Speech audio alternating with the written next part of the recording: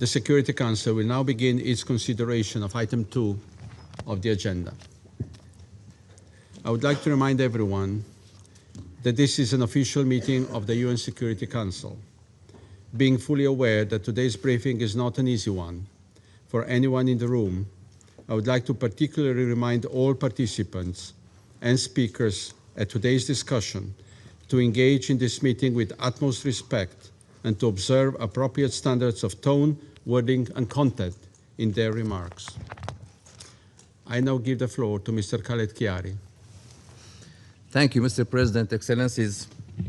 The United States military presence and operations in the Southern Caribbean off the coast of Venezuela have increased since this Council last discussed the situation on 10th of October, further heightening tensions between the two countries. The United States described its military deployment as part of a, quote, non-international armed conflict, end quote, against drug cartels and drug trafficking, invoking Article 51 of the Charter of the United Nations. President Donald Trump has stated that he is going to use the full power of the United States to take on and eradicate these drug cartels, no matter where they are operating from. The Venezuelan government, including its permanent representative, has described the measures by the United States as a serious threat to international peace and security. Most recently, in a letter dated 16 December and addressed to the President of the Security Council, the Minister of Foreign Affairs of Venezuela asserted that the United States is violating the principle prohibiting the threat or use of force in international relations. Mr. President, U.S. strikes on vessels alleged to be illegally carrying drugs in the Southern Caribbean Sea and the Eastern Pacific have continued. According to United States authorities, 105 individuals have been killed in these strikes since 2 September. Officials have stated that the strikes have taken place in international waters or in the Southcom area of responsibility. The exact locations of these incidents have not been disclosed. In a statement on 31st October, the High Commissioner for Human Rights said that the airstrikes by the United States of America on boats in the Caribbean and the Pacific, allegedly linked to drug trafficking, violate international human rights law. The High Commissioner added that countering illicit trafficking of drugs across international borders is, as has long been agreed among states, a law enforcement matter governed by the careful limits on lethal forces set out in international human rights law. He called for prompt, independent, and transparent investigations. Mr. President, in late November, President Nicolas Maduro and President Trump held a telephone conversation. On 24th November, the United States designation of the Cartel de los Soles as a foreign terrorist organization entered into force under U.S. law. Subsequently, the United States imposed additional measures against organizations and individuals it alleges are linked to these activities. On 29 November, President Trump declared that the airspace above and around Venezuela should be considered closed in its entirety. This followed an alert issued by the US Federal Aviation Administration a few days earlier, warning major airlines of a potentially hazardous situation when flying over Venezuela. Since then, most international airlines have suspended or canceled flights to and from the country.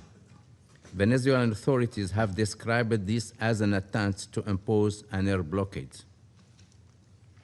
The International Civil Aviation Organization issued a statement on 1st of December recalling that, and I quote, Article 1 of 1944 Convention of International Civil Aviation recognizes that every state has complete and exclusive sovereignty over the airspace above its territory, end of quote.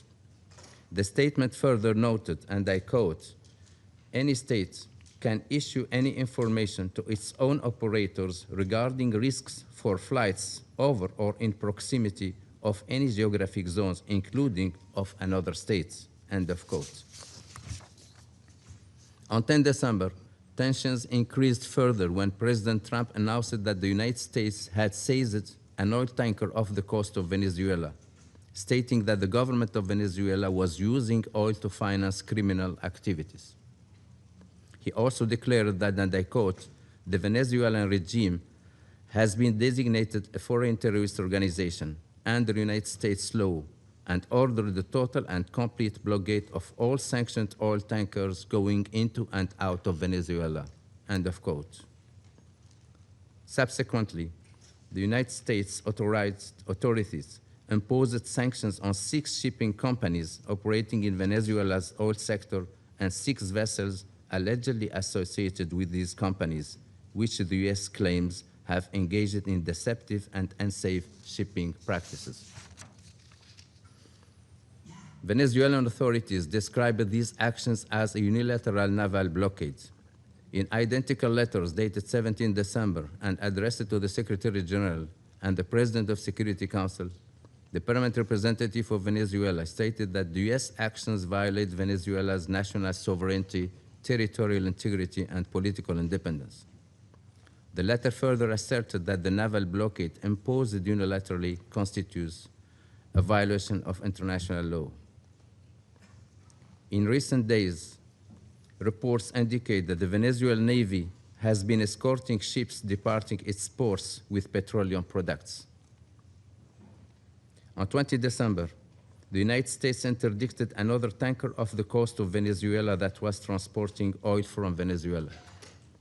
According to a United States announcement, the vessel was suspected of carrying oil subject to sanction under U.S. laws. On 20 December, U.S. Coast Guard pursued a 3rd oil tanker off the coast of Venezuela. Reportedly, the ship did not submit to boarding during the attempted interdiction and continued sailing away from the Caribbean Sea. U.S. actions have received support from some regional allies, but other member states within and beyond the region have voiced concern over the militarization of the Southern Caribbean and stressed the importance of respecting national sovereignty and international law. Several member states have echoed call for de-escalation and dialogue to address ongoing tensions. Mr. President, Excellencies, in September, citing external threats, President Maduro enacted a decree expanding the government's emergency powers. Public life has become further militarized, while Venezuelans continue to face serious human rights concerns and socioeconomic challenges. The UN Human Rights Office reported coerced enlistment into the Bolivarian militia, including adolescents and older persons. The High Commissioner has also reported on sweeping restrictions on freedom of expression and peaceful assembly, arbitrary detention and enforced disappearances, as well as acute social and economic strain. He called for an immediate end of enforced disappearances, incommunicado detention, and unauthorized transfers of detainees to unknown locations. The High Commissioner further reiterated the disproportionate impact of broad sectoral sanctions on Venezuela's most vulnerable populations, noting that these measures also hinder the work of human rights and humanitarian organizations. He called for the sanctions to be reassessed and lifted. Venezuela's economy was already extremely fragile, with soaring inflation, currency instability, and widespread income erosion. Millions are unable to meet basic needs. Recent air and maritime restrictions, along with reduced exports, risk further constraining the government's fiscal ability to deliver basic public services. As the humanitarian situation deteriorates, the United Nations and its partners continue to work and deliver assistance in support of the Venezuelan people, including through recent financial allocations of the United Nations Central Emergency Response Fund and the Venezuela Humanitarian Fund. Mr. President, on 17 December, at his request, President Maduro held a telephone conversation with the Secretary General. The Secretary General reaffirmed the United Nations position on the need for member states to respect international law, particularly the United Nations Charter, exercise restraint, and de-escalate tensions to preserve regional stability. The Secretary General stands ready to support all efforts at diplomatic engagement, including the exercise of his good offices, if both parties so request it. He welcomes initiatives by member states offers for mediation, and proposals for peaceful solutions. Dialogue is the only viable path toward lasting peace and preventing further instability and human suffering. Thank you, Mr. President. I thank Mr. Chiari for his briefing. I now give the floor to those council members who wish to make statements. I give the floor to the representative of the Russian Federation. Mr. President, we wish to thank Khalid Khiari for his briefing. For several months now, the entire world has had the opportunity to observe the way that the United States has been continuing to deliberately foment tensions around the friendly nation of Venezuela under the pretext of combating drug trafficking and the terrorist threat. Illegally destroying at the same time the civilian vessels in the Caribbean Sea. We, during the previous Security Council meeting, we all had an opportunity to see the fact that this artificial smoke screen is concealing the goal of U.S. military groups being shored up and the delivery of exerting tension on an independent state whose policy is not to the liking of Washington. It seems that the White House decided to remove from the mothballs the previously embraced practice of portraying combating terrorism as justification for blatant aggression and intervention in the affairs of sovereign states. And this time, the so-called foreign terrorist organization has been labeled as being the legitimate government of the Bolivarian Republic.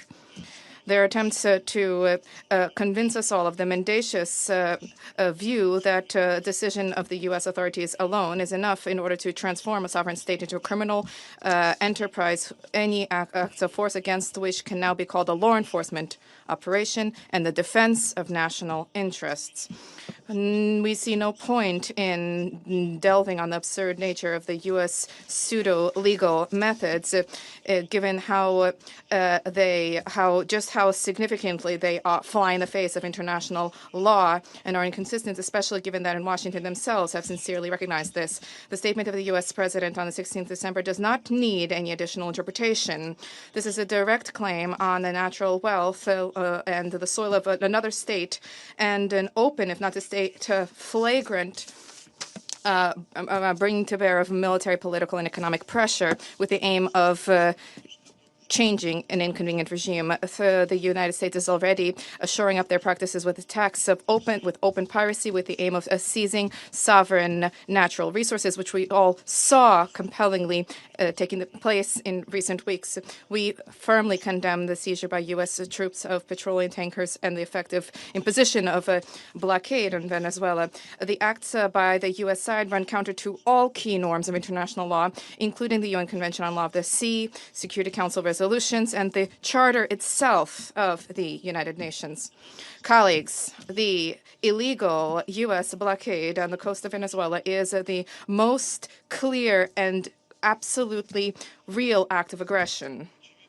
And the responsibility of Washington is also evident for the catastrophic consequences of such cowboy-like conduct for the residents of the country, which is now blockaded. Unfortunately, we have every reason to believe that these are not one-off acts by the U.S. vis-a-vis Venezuela. This intervention, which is unfolding, can become a template for future acts of force against Latin American states in accordance with the so-called Trump corollary and the Monroe Doctrine, which was enshrined in the recently published U.S. national security policy. And this is a clear message for all countries in the region who are striving to conduct a sovereign policy and to independently determine their own economic, political, and cultural system.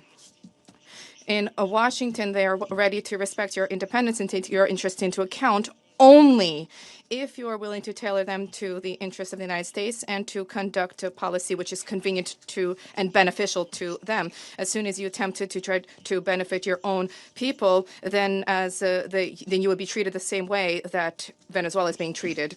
So don't ask for whom the bell tolls. The bell tolls for you. We reaffirm our solidarity with the Venezuelan people as they face the trials before them. We support the policy of the government of Mr. Maduro, which is geared towards the protection of the national interest and sovereignty of the homeland. We believe that all of those for whom international law is not mere noise have an obligation to stand with Venezuela. We note that Caracas has consistently demonstrated a willingness to engage in dialogue, to cooperate with Washington, both in terms of effectively coordinating acts for countering narcotics trafficking, as well as to combat real, not imagined terrorism. By all accounts, support for a peaceful means of settling dispute and multilateral cooperation in these areas are something which are being advocated by all countries in the region, and yet for some reason for Washington, this is falling on deaf ears, and they are obstinately embracing their policy of destruction, which is fraught with grave consequences for the region and the world as a whole. We regret the fact that the new U.S. administration, which has been sober and pragmatic in its approach when it comes to other crisis situations, when it comes to Venezuela, it remains mired in approaches which itself actively criticizes. We trust that common sense will indeed prevail and that Washington will manage in time to halt, to prevent a fatal error which inevitably will undermine long-term U.S. national interests. The full-fledged armed conflict in Latin America, which remains for now a zone of peace, is the last thing that humankind needs right now. Humankind to whom President Trump promised an end to conflict.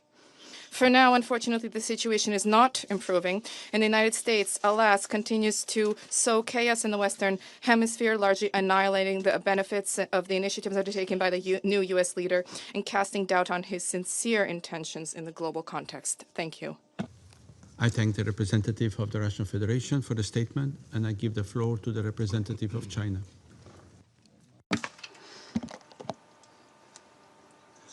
President, China appreciates the Slovenia presidency for convening this emergency meeting requested by Venezuela and supported by Russia, China, and other countries. We thank ASD Chiari for his briefing. For some time now, under the pretext of combating drug trafficking, the United States have continued to increase its military deployment in the waters of the Caribbean off the coast of Venezuela. It has escalated sanctions, blockades, and military threats against Venezuela, and claimed to have sunk Venezuelan vessels, shot dead crew members, and seized oil tankers. It has designated the Venezuelan government as a foreign terrorist organization, claimed that Venezuela's territory, oil, and assets belong to the United States, and even threatened military strikes against the Venezuelan territory. The U.S. actions and the rhetoric have led to continued tensions in the region, raising serious concerns among regional countries and the international community. The UN Charter establishes fundamental principles governing international relations, including sovereign equality, non-interference in internal affairs, and peaceful settlement of disputes. They constitute the cornerstone of international rule of law and are crucial for maintaining world peace and security. The U.S. actions seriously infringe upon other countries' sovereignty, security, and the legitimate rights and interests, gravely violate the UN Charter and the international law, and threaten peace and security in Latin America and the Caribbean. More and more countries in the region and beyond have voiced grave concern about and strong condemnation of the U.S. actions. We note that Secretary General Guterres has clearly stated the need for all countries to respect international law and the UN Charter, exercise restraint, and de-escalate tensions to preserve regional stability, and his readiness to play a mediation role to this end. China attaches importance to President Maduro's recent open letter. As an independent sovereign state, Venezuela has the right to independently develop mutually beneficial cooperation with other countries and defend its legitimate rights and interests, which should be respected and supported by the international community. China opposes all acts of unilateralism and bullying and supports all countries in defending their sovereignty and national dignity. We stand against any move that violates the purposes and principles of the UN Charter and infringes upon other countries' sovereignty and security, against the threat or use of force in international relations, against external interference in Venezuela's internal affairs under any pretext, and against illicit unilateral sanctions and long-arm jurisdiction that have no basis in international law or authorization by the Security Council. We call on the United States to heed the just call of the international community, immediately halt relevant actions, and avoid further escalation of tensions.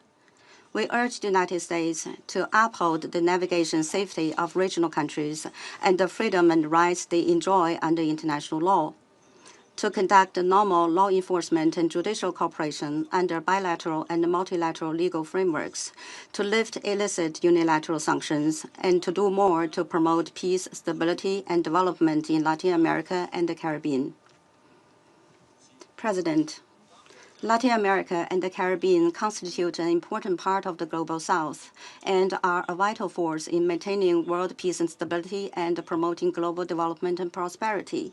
China recently released its third policy paper on Latin America and the Caribbean, in which it reaffirms its support for the proclamation of Latin America and the Caribbean as a zone of peace and the declaration of member states of the Agency for the Prohibition of Nuclear Weapons in Latin America and the Caribbean.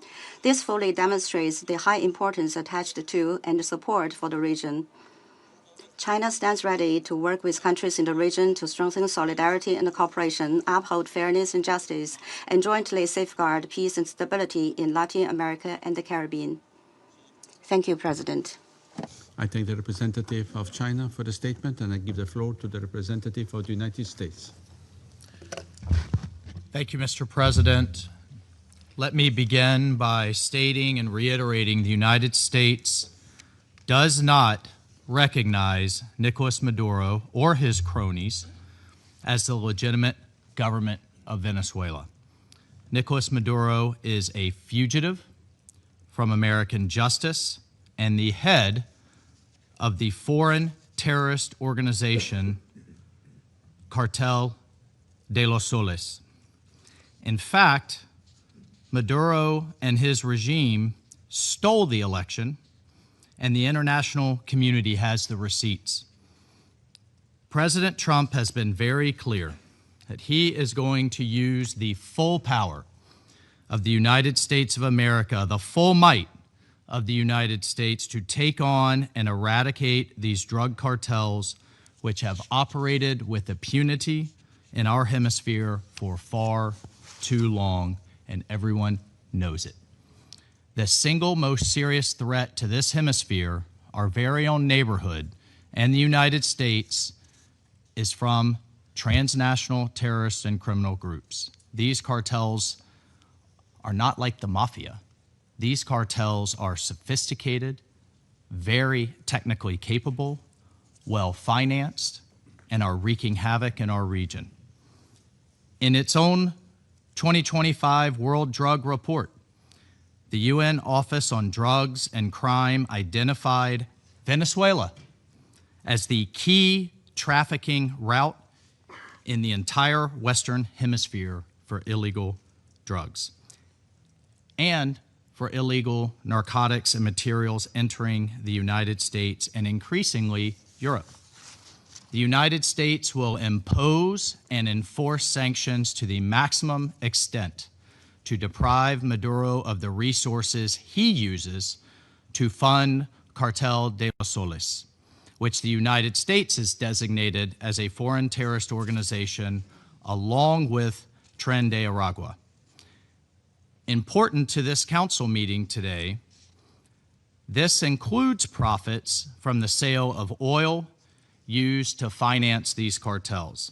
The reality of the situation is that sanctioned oil tankers operate as the primary economic lifeline for Maduro and his illegitimate regime. The sanctioned tankers also fund the narco-terrorist group Cartel de los Soles. Maduro is responsible for trafficking, using these resources and using these profits into both the United States and Europe. And one has to ask, why have sanctions, either bilaterally, unilaterally, or backed by the international community, if they're not enforced? Well, the United States under President Trump is enforcing them in international waters. Otherwise, they are just empty words.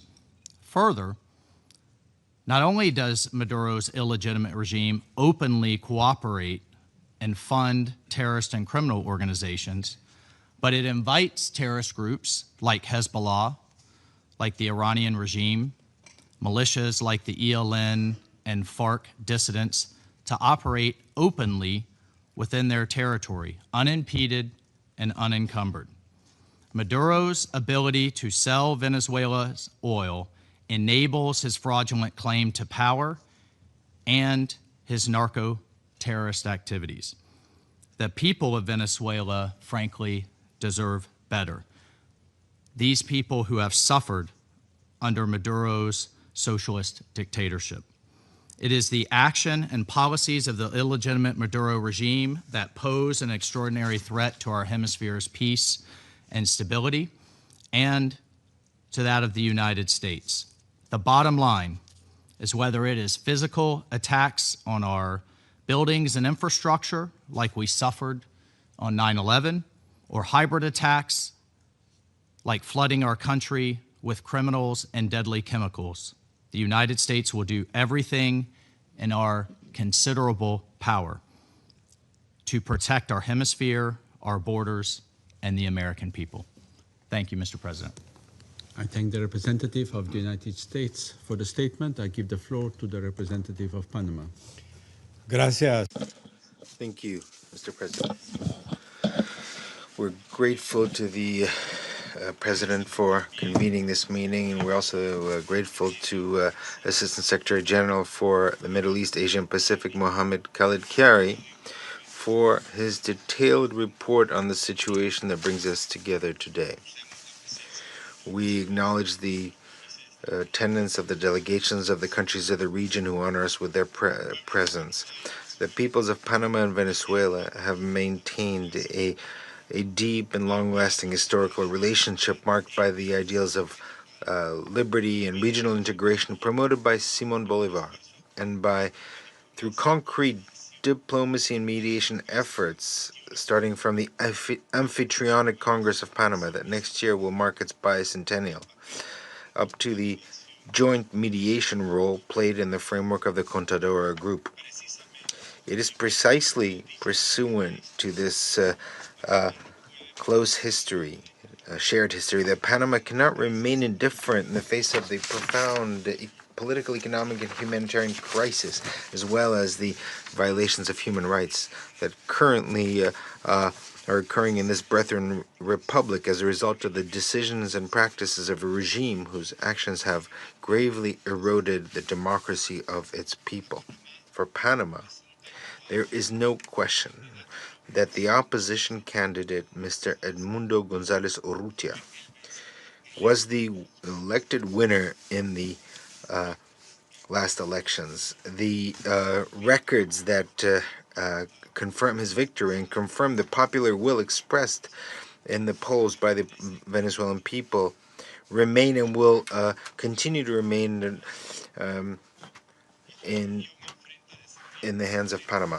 Mr. President, our region is confronting very complex challenges in the area of security that are global in character, including transnational organized crime and drug trafficking. In this context,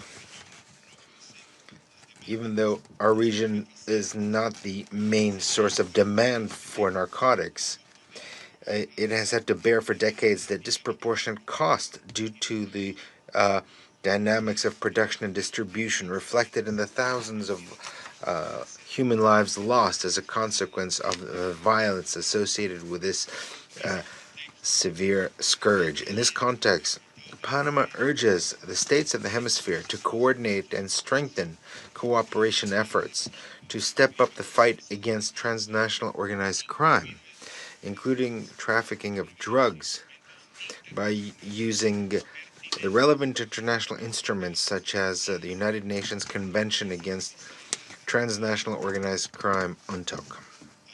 At the same time, while sharing the legitimate concerns pertaining to drug trafficking and categorically rejecting any authoritarian regime, we would like to appeal for the respect of the UN Charter, and in particular its Article 2, that pertains to the sovereignty and territorial integrity of states, as well as the international legal human rights framework, including the right to life, freedom, and personal security.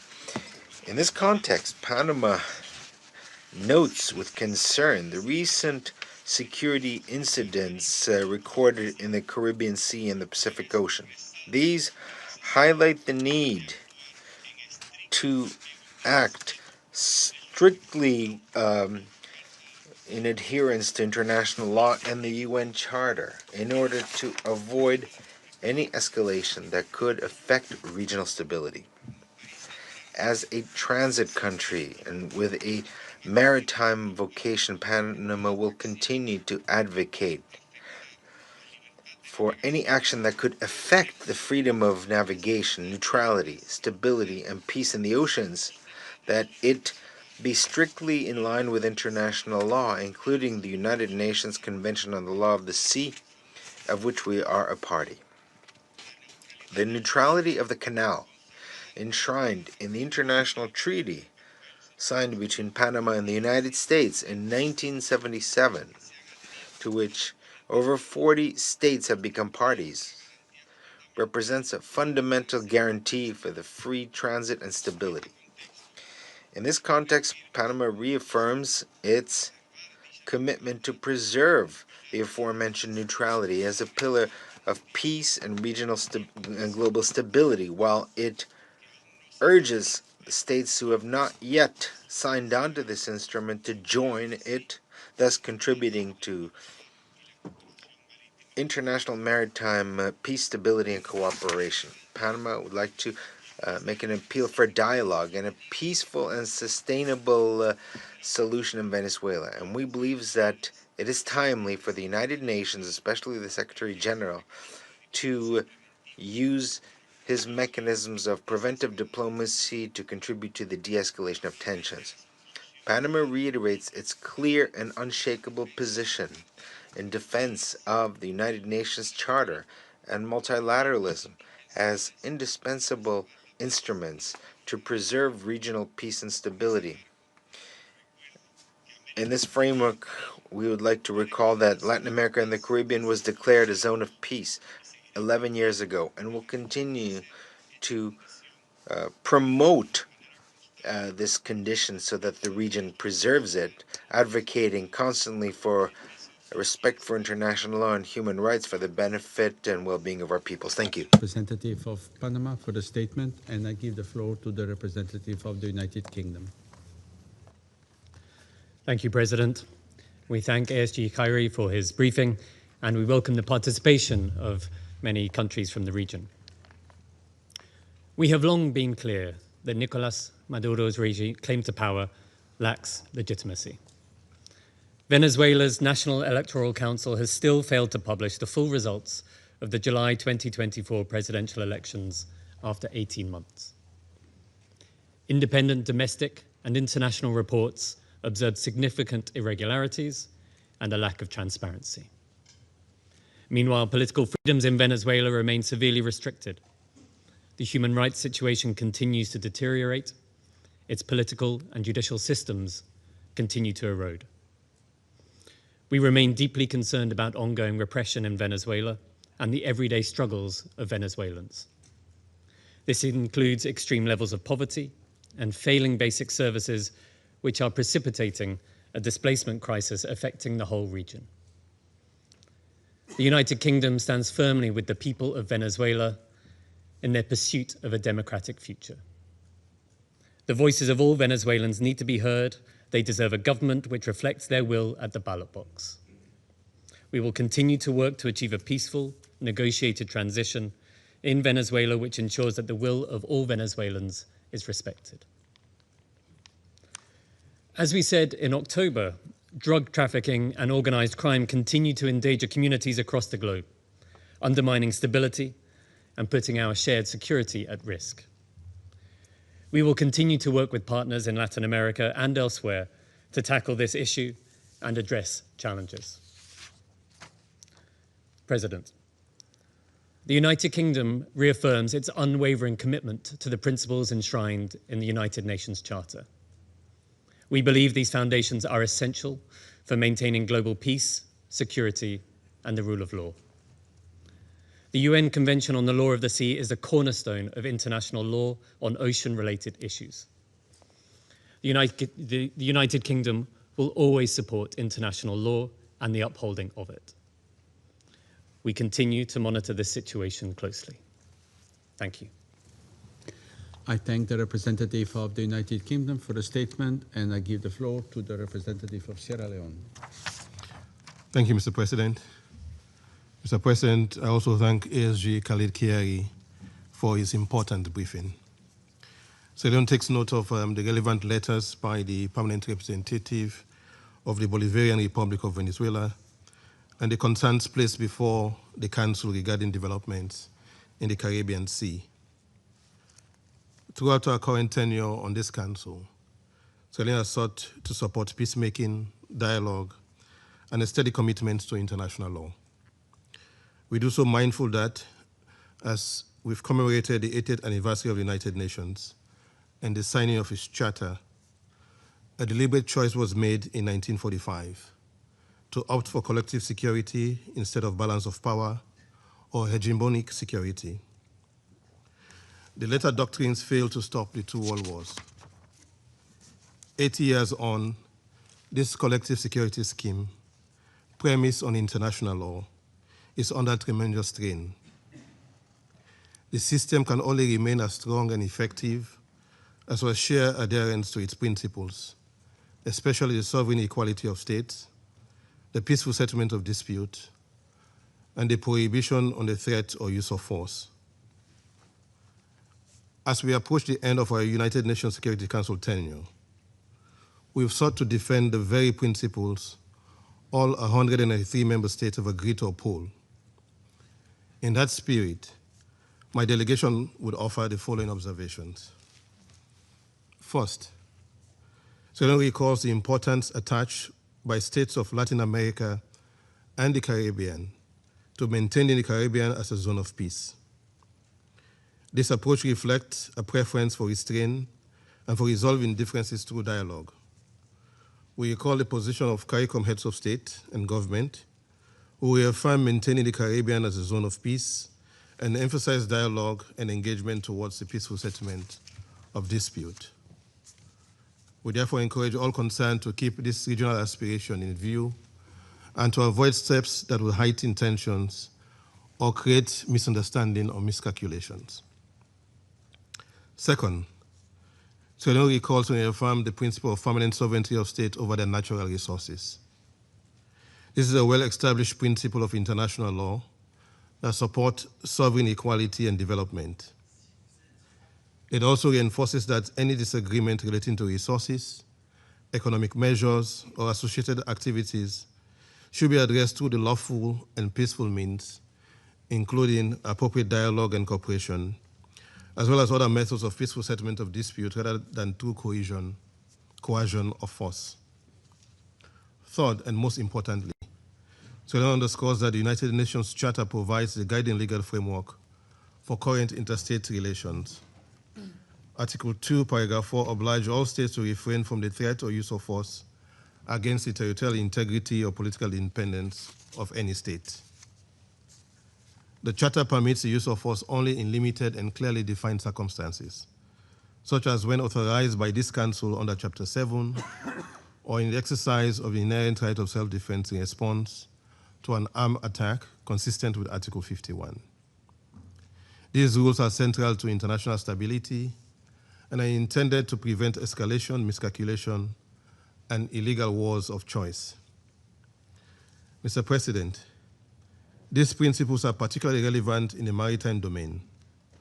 Sierra Leone recalls that the high seas are governed by international law, including the United Nations Convention on Law of the Sea, which codifies relevant customary international law applicable to parties concerned and provides a framework for navigation, maritime safety, and the peaceful use of the oceans.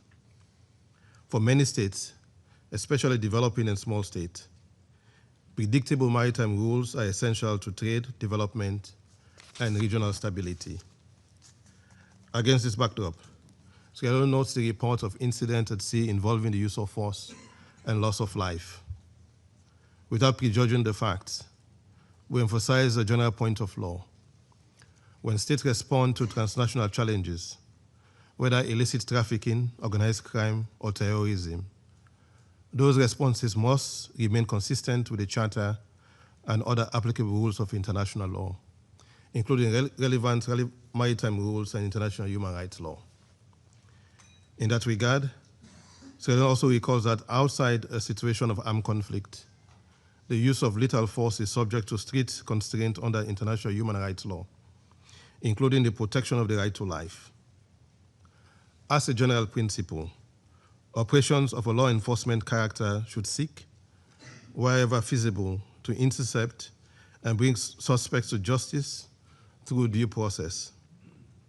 Reports that suggest loss of life in circumstances that may not meet the strict requirement of necessity and proportionality understandably raises serious legal questions and underscore the importance of credible clarifications.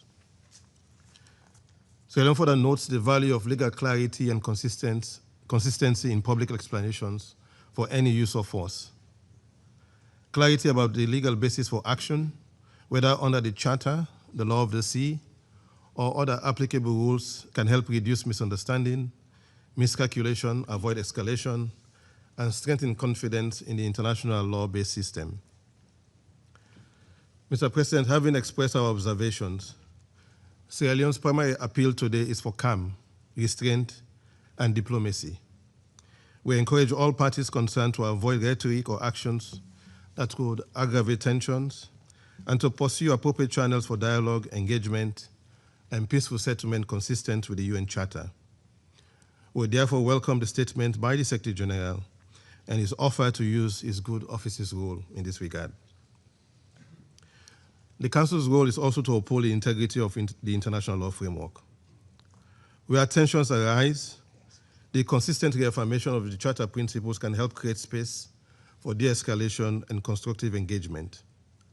In that respect, Sierra Leone reiterates that the consistent application of international law is essential to maintaining trust in multilateralism and to safeguarding the collective security scheme. In closing, we wish to reiterate that through restraint, dialogue, and fidelity to the law, peace is best protected. Yet it may be more effective to conclude with a simple message. Let peace reign, and blessed are the peacemakers. I thank you. I thank the representative of Sierra Leone for the statement, and I give the floor to the representative of Pakistan. Thank you, Mr. President. I thank ASG Khalid Kiari for his briefing. I also welcome the participation of the permanent representative of Venezuela in this meeting, along with representatives of many other countries of the region. We remain deeply concerned by the disturbing news emerging from the Caribbean region and the escalating tensions. We take note of Venezuela's letters addressed to the President of the Security Council and that of yesterday, 22nd December, sharing its perspective on these developments and highlighting the potential risks to regional peace, security, and stability that require the attention of the Council. In a world marred by polarization, with conflicts affecting the lives and livelihoods of millions around the globe, it is all but imperative to once again underscore the centrality and inviolability of the UN Charter and its core principles, including friendly relations among nations based on respect for the principles of equal rights and self-determination of peoples, sovereign equality of all member states, peaceful settlement of disputes, prohibition on the threat or use of force against the territorial integrity or political independence of any state, and non-interference in the internal affairs of other states.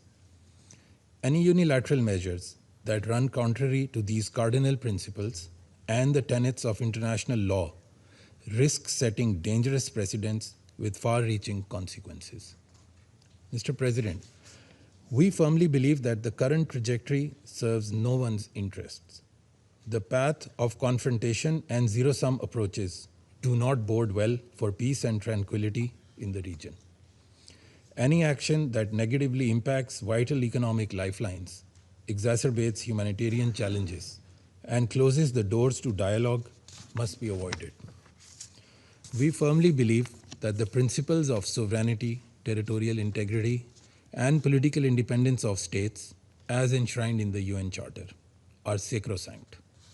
We also reiterate our support for the principles reaffirmed by UN General Assembly Resolutions 1803 and 3171 on permanent sovereignty over natural resources, endorsing the inalienable right of peoples and nations to freely dispose of their wealth, including natural resources. My delegation reiterates once again our consistent and principled position that any measures undertaken to counter transnational organized crime or cross-border narcotics drug trafficking must be undertaken in a cooperative manner and should remain in full conformity with international law. Mr. President, allow me to conclude by calling upon all sides to exercise maximum restraint, to de-escalate tensions, and to refrain from any actions that could further aggravate the situation. We urge all sides to engage in diplomacy for peacefully resolving their differences, respecting the imperative of peaceful coexistence, and choosing the path of dialogue and cooperation to ensure that the Latin American and Caribbean region is indeed a zone of peace. I thank you. I thank the representative of Pakistan for the statement, and I give the floor to the representative of Somalia. Mr. President, we thank you for convening this meeting in response to the letter from the Bolivarian Republic of Venezuela. We also extend our appreciation to ASG Khalid Khayari for his comprehensive briefing on the war in development. We welcome the representative of the Bolivarian Republic of Venezuela, as well as the representatives from the region to this meeting. Our delegation is following the developments in the Caribbean region with close attention and concern. The issues raised today highlight the risks that heightened tensions can pose the regional and international peace and stability. In this context, we wish to emphasize the importance of restraint, calm, and dialogue among all concerned parties. It's essential that every effort be made to avoid actions or rhetoric that could further escalate the situation. We encourage all parties to use diplomatic channels and established international mechanisms to address all concerns. We reiterate that upholding the principles of the United Nations Charter, particularly the peaceful resolution of disputes, remains fundamental to preserving stability in the region and beyond. At this delicate juncture, we urge all stakeholders to act with caution and responsibility. We affirm our readiness to support any efforts aimed at the escalation and mutual understanding. I thank you. I thank the representative of Somalia for the statement. I give the floor to the representative of Greece. Thank you, Mr. President. I would like to thank ASG Chiari for his briefing, and I also welcome the participation of many countries of the region in the meeting. Greece continues to follow developments in the Caribbean region closely and is concerned by the further escalation of tensions. We join the Secretary General in advocating for de-escalation, the exercise of maximum restraint, and respect for international law, particularly the United Nations Charter. I would like to make 3 points, Mr. President. First, we call for the peaceful resolution of any disputes through dialogue and diplomacy. In any case, adherence to international humanitarian law and the protection of civilians remains vital. Second, we caution against an escalation that would also pose a threat to maritime security in the Caribbean and could have repercussions for the wider regional stability.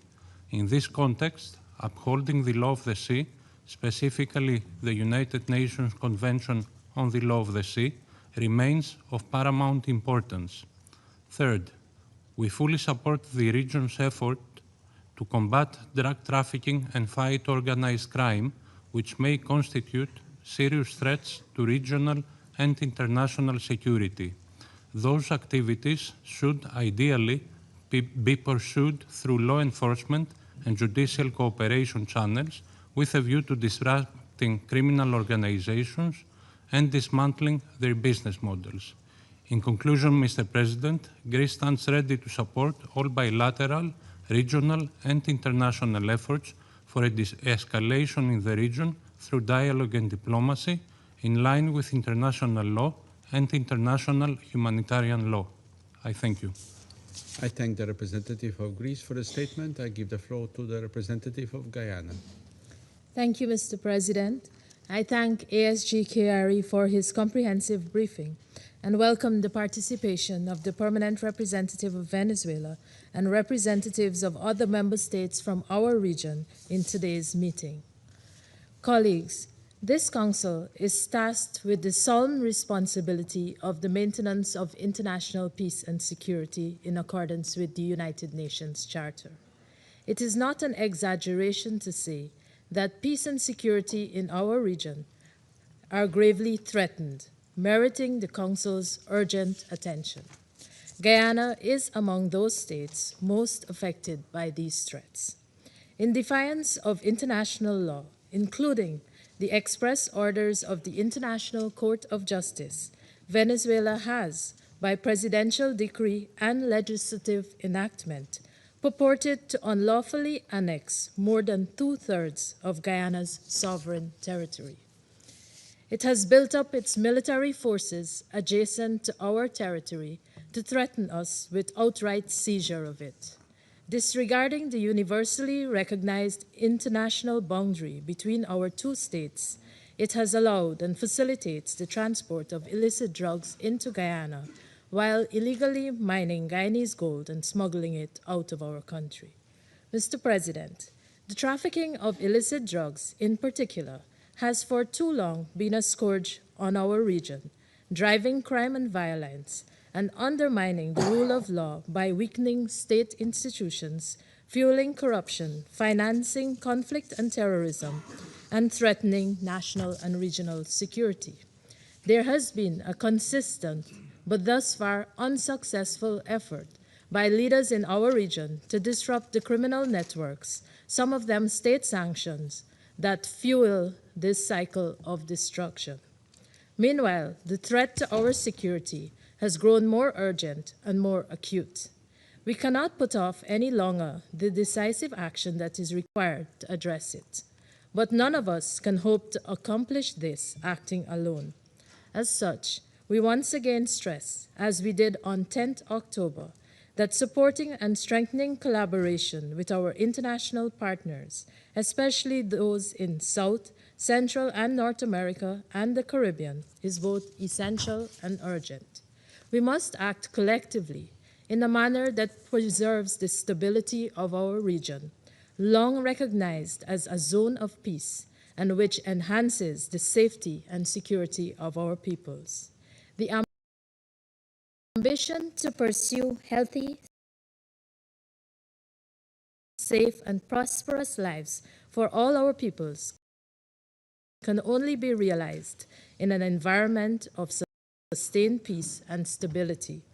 This requires cooperation and collective action among all states committed to these ends. Guyana is fully committed to such partnerships and pledges its utmost support. I thank you. I thank the representative of Guyana for the statement, and I give the floor to the representative of the Republic of Korea. Thank you, Mr. President. I thank ASG Chiari for his comprehensive briefing. The Republic of Korea is closely monitoring the recent development related to Venezuela and is attentive to the security concerns raised by the relevant parties. The need to address transnational organized crime, including drug trafficking, is an issue the international community cannot ignore. At the same time, respect for sovereignty, territorial integrity, as well as protection of civilians remain core values that the United Nations Charter seeks to uphold. In this regard, the Republic of Korea recognizes the importance of efforts to counter international crime and the effective implementation of sanctions. Moreover, we believe it is equally important that such measures are carefully managed so they do not escalate into military tensions that could undermine peace and stability in the region. We firmly believe that transnational issues of this nature can best be addressed by taking cooperative approach by regional parties. The Republic of Korea appreciates that Latin America and the Caribbean has long demonstrated a strong commitment to multilateralism and peace, as reflected in the Treaty of Tlatelolco and the region's declaration as a zone of peace. In this spirit, we encourage strengthened regional cooperation and coordinated action to counter transnational organized crime in close partnership with relevant international and multilateral mechanisms. Mr. President, the Republic of Korea believes that upholding an international order and the collective security system grounded in the UN Charter is a responsibility we all share. To this end, the Republic of Korea remains committed to contributing constructively to ensuring that this matter is addressed with due caution and in responsible manner in accordance with the principles of the UN Charter and international law. I thank you. I thank the representative of the Republic of Korea for the statement, and I give the floor to the representative of Algeria. Thank you, Mr. President.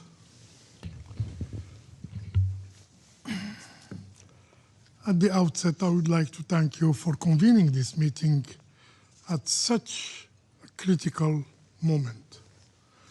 I also wish to thank ASG Khaled Khiari for his detailed and informative briefing. And I would further like to welcome the participation to this meeting of the representatives of Venezuela, Argentina, Brazil, Chile, Colombia, Cuba, Mexico, Nicaragua, and Paraguay. President, Algeria is following recent developments in the Caribbean region with close attention and with deep concern, particularly reports regarding actions directed at Venezuelan oil tankers. These developments raise serious questions and risk further heightening tensions in an already delicate regional context. In this regard, Algeria underscores the imperative of avoiding any steps that could lead to escalation or confrontation, as such outcomes would have serious consequences for regional and international peace and security. The Charter of the United Nations enshrines the fundamental principles that rules peaceful relations among states. These include respect for sovereign equality, self-determination of peoples, territorial integrity, non-interference in internal affairs, and the peaceful settlement of dispute. It is paramount in this regard to recall Article 2, Paragraph 4 of the UN Charter, which states, and I quote, "All members shall refrain in their international relations for the threat or use of force against the territorial integrity or political independence of any state or in any other manner and consistent with the purposes of the United Nations. These principles are not merely aspirational. They constitute binding obligations under international law and frame our collective responsibility for the maintenance of international peace and security. We call upon all the concerned actors to exercise restraint and to refrain from any actions or rhetoric that could further inflame tensions or deepen divisions. Dialogue and diplomacy remain the most effective and indeed the only means of resolving disagreement and preserving peace and stability in the region. Against the backdrop of this development, Algeria recalls the significance of maintaining Latin America and the Caribbean as a zone of peace, as proclaimed by the states of the region 11 years ago. This shared commitment should continue to guide conduct and relations among all parties. In this context, Algeria encourages regional organizations, including CARICOM and the Organization of American States, to play a constructive role in fostering an environment conducive to dialogue, supporting impartial mediation efforts, and avoiding actions that could aggravate tensions or further polarize the situation in Venezuela. President, the fight against drug trafficking and transnational organized crime constitutes a common challenge, particularly in Latin America and the Caribbean. Addressing this threat requires shared responsibility, as no state can confront it effectively in isolation. Effective response to these challenges must be grounded in international cooperation, in mutual respect, and in solidarity, rather than confrontation, polarization, or unilateral measures. In this regard, Algeria stresses that despite how legitimate are the efforts to combat drug trafficking and transnational organized crime, they must never derail from this objective. This is a global challenge that should foster unity and cooperation, not division among nations. In conclusion, President, Algeria calls on all parties to adhere strictly to the principles and purposes of the Charter of the United Nations. History has repeatedly demonstrated that war and military intervention do not lead to lasting peace. On the contrary, they undermine it, as they always produce ripple effects that extend beyond borders, affecting neighboring countries and entire regions. The only viable path forward to solve this issue lies in diplomacy, in cooperation, and in full respect of international law. I thank you. I thank the representative of Algeria for the statement, and I give the floor to the representative of Denmark. Thank you, Mr. President. And let me also thank Assistant Secretary General Chiari for his briefing and welcome the many representatives from the region to this meeting. Denmark joins the Secretary General in expressing concern about the heightened tensions in the Caribbean Sea. Tensions that have continued to increase since this Council last met to discuss the topic in October. We have taken note of the letters sent to the Security Council by the permanent representative of Venezuela over the past several weeks, expressing concern about continued escalations and military buildup.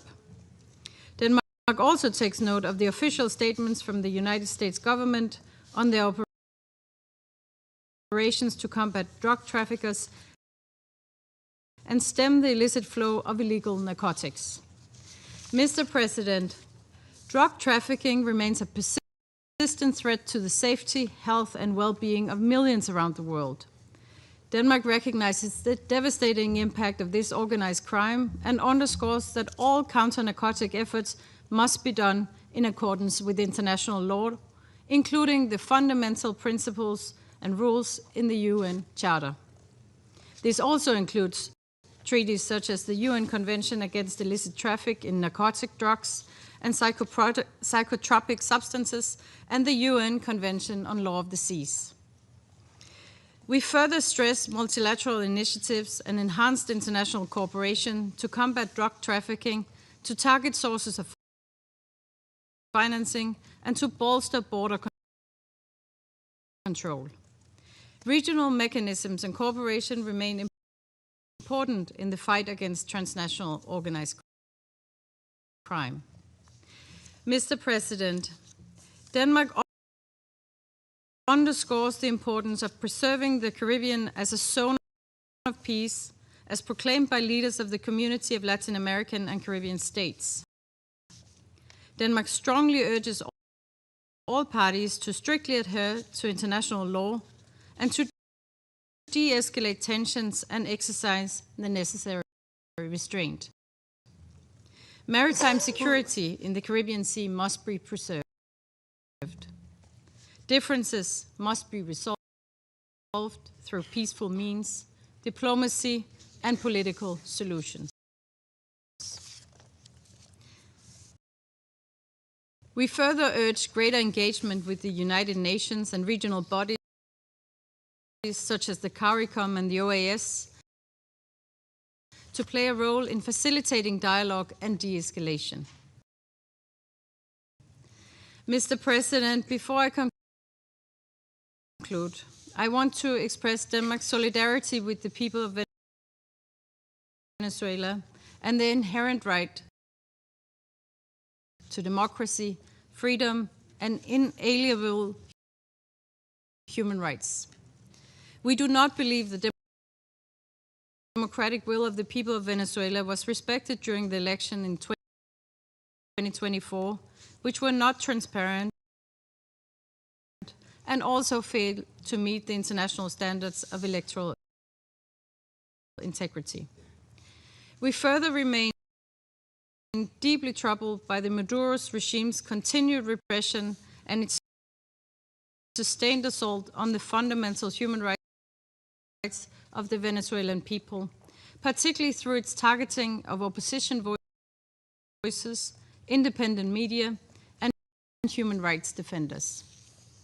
We recall that a UN fact-finding mission earlier this week reported that Venezuela's Bolivarian National Guard has committed serious human rights violations and crimes against humanity in Venezuela for more than a decade with full impunity.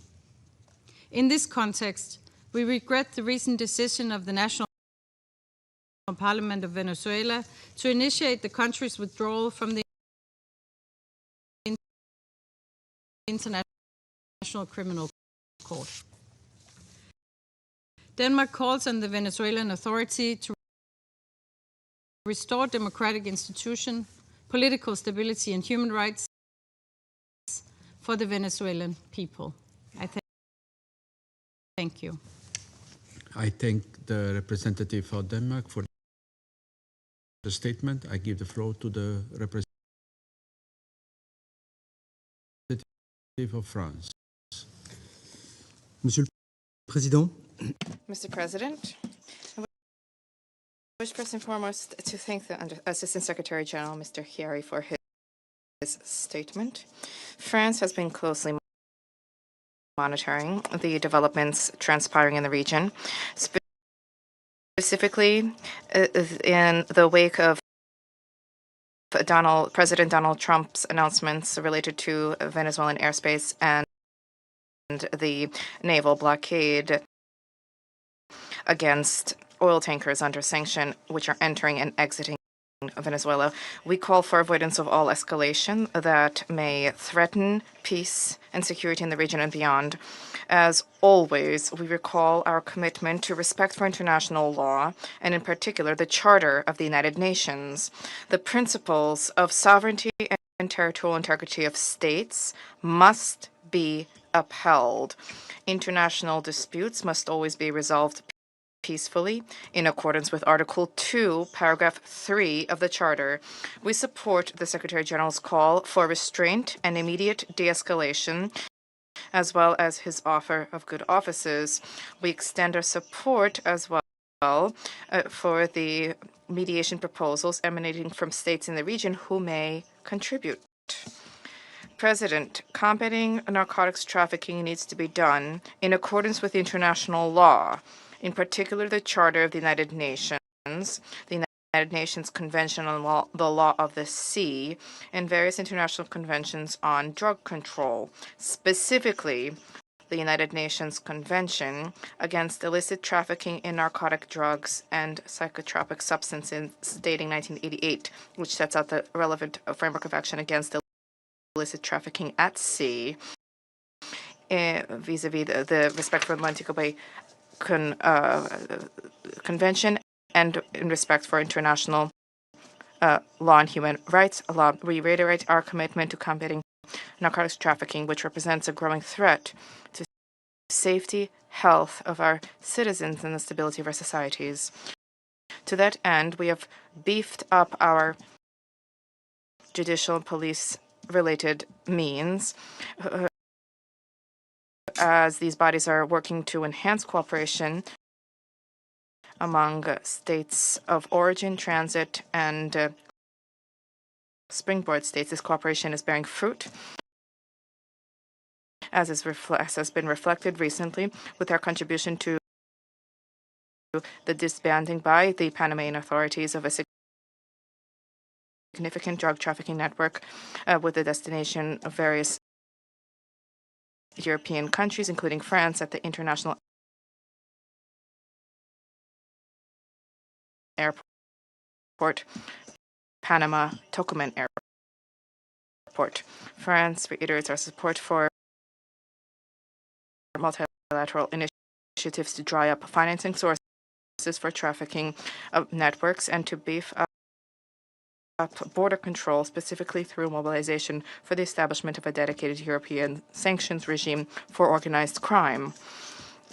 To conclude, we wish to recall our solidarity with the Venezuelan people as they grapple with the political crisis. A dialogue in bringing in all stakeholders is necessary to restore stability in the country. Thank you. I thank the representative of France for the statement. I shall now make a statement in my capacity as the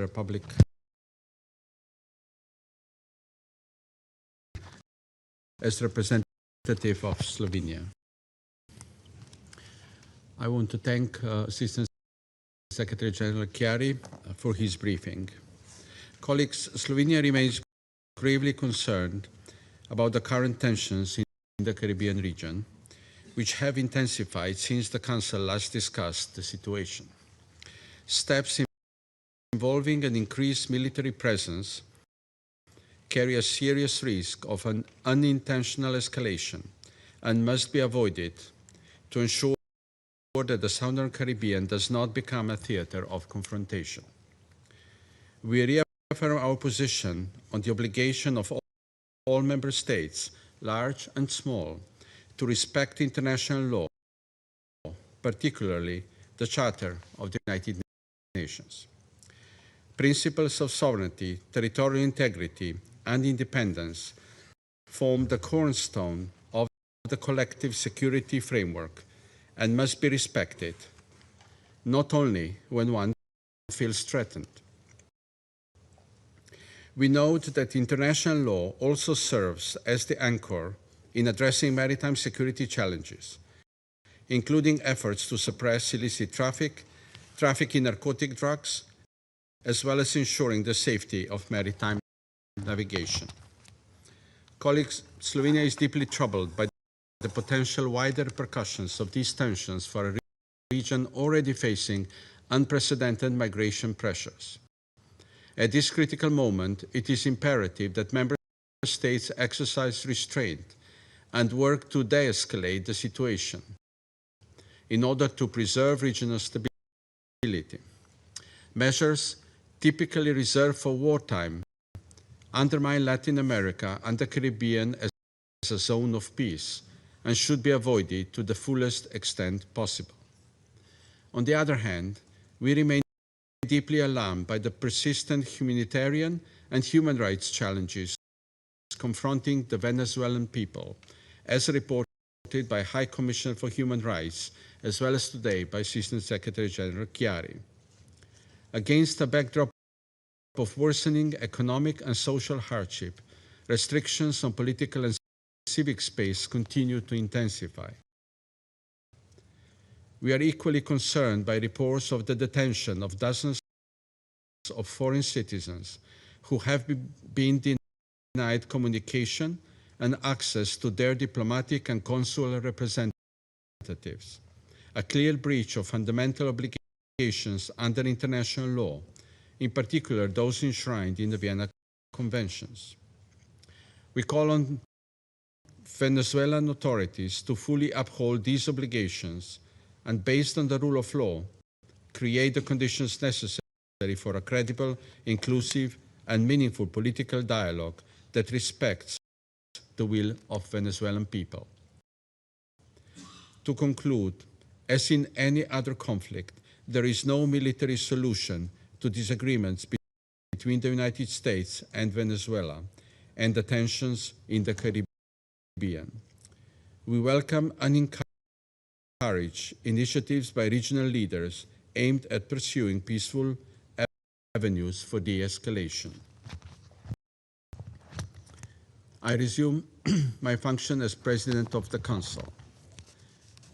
I now give the floor to the representative of the Bolivarian Republic of Venezuela. Señor Presidente. Mr. President, one of the countries sitting at this table has publicly stated that it wants to annex our country. On the 16th of December, its president demanded that we immediately hand over our land, our oil, and our minerals because they supposedly belong to them. He said that if we did not comply with his ultimatum, he would unleash the fury of the greatest navy in history on our country. Mr. President, we are in the presence of a power that acts outside of international law, demanding that Venezuelans vacate our country and hand over our Orinoco River, our Lake Maracaibo, our Margarita Island, our beaches, rivers, plains, and mountains. Otherwise, he will carry out an armed attack, which he has been announcing for weeks. This is the greatest extortion known in our history. A gigantic crime of progression and progress, beyond all rational parameters, all legal logic, all historical precedent. But it's not just about Venezuela. The ambition is continental. The US government has expressed this in its national security strategy, which states that the future of the continent belongs to them, with the enactment of the Monroe Doctrine in the 21st century now aggravated by the Trump corollary. Our liberator Simon Bolivar warned of this more than 200 years ago when he said, and I quote, that the United States seemed to be destined by Providence to plague Latin America with misery in the name of liberty. End of quote. We want to alert the world. Venezuela is only the first target of a larger plan. The U.S. government wants us to be divided so it can conquer us piece by piece. The United States, which was an indispensable country in the construction of the United Nations and in the drafting of its founding charter, has today become an actor that seeks to impose itself on the fundamental rights of all states in the Western Hemisphere, even at the cost of destroying the UN. We have requested this meeting, aware that the U.S. government will not allow this body to adopt a decision that would put a stop to its sinister plan. The world should know that last November, the U.S. government was the only one that prevented an agreement in the Security Council to condemn attacks against civilians on the high seas and to call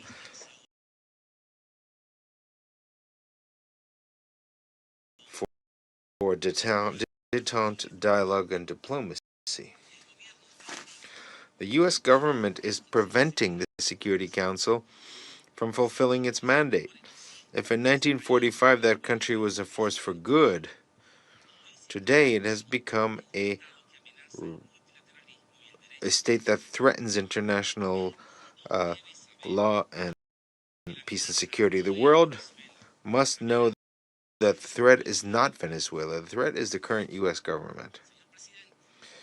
Mr. President, the murders in the Caribbean Sea and the Pacific Ocean carried out by the U.S. government of the last few months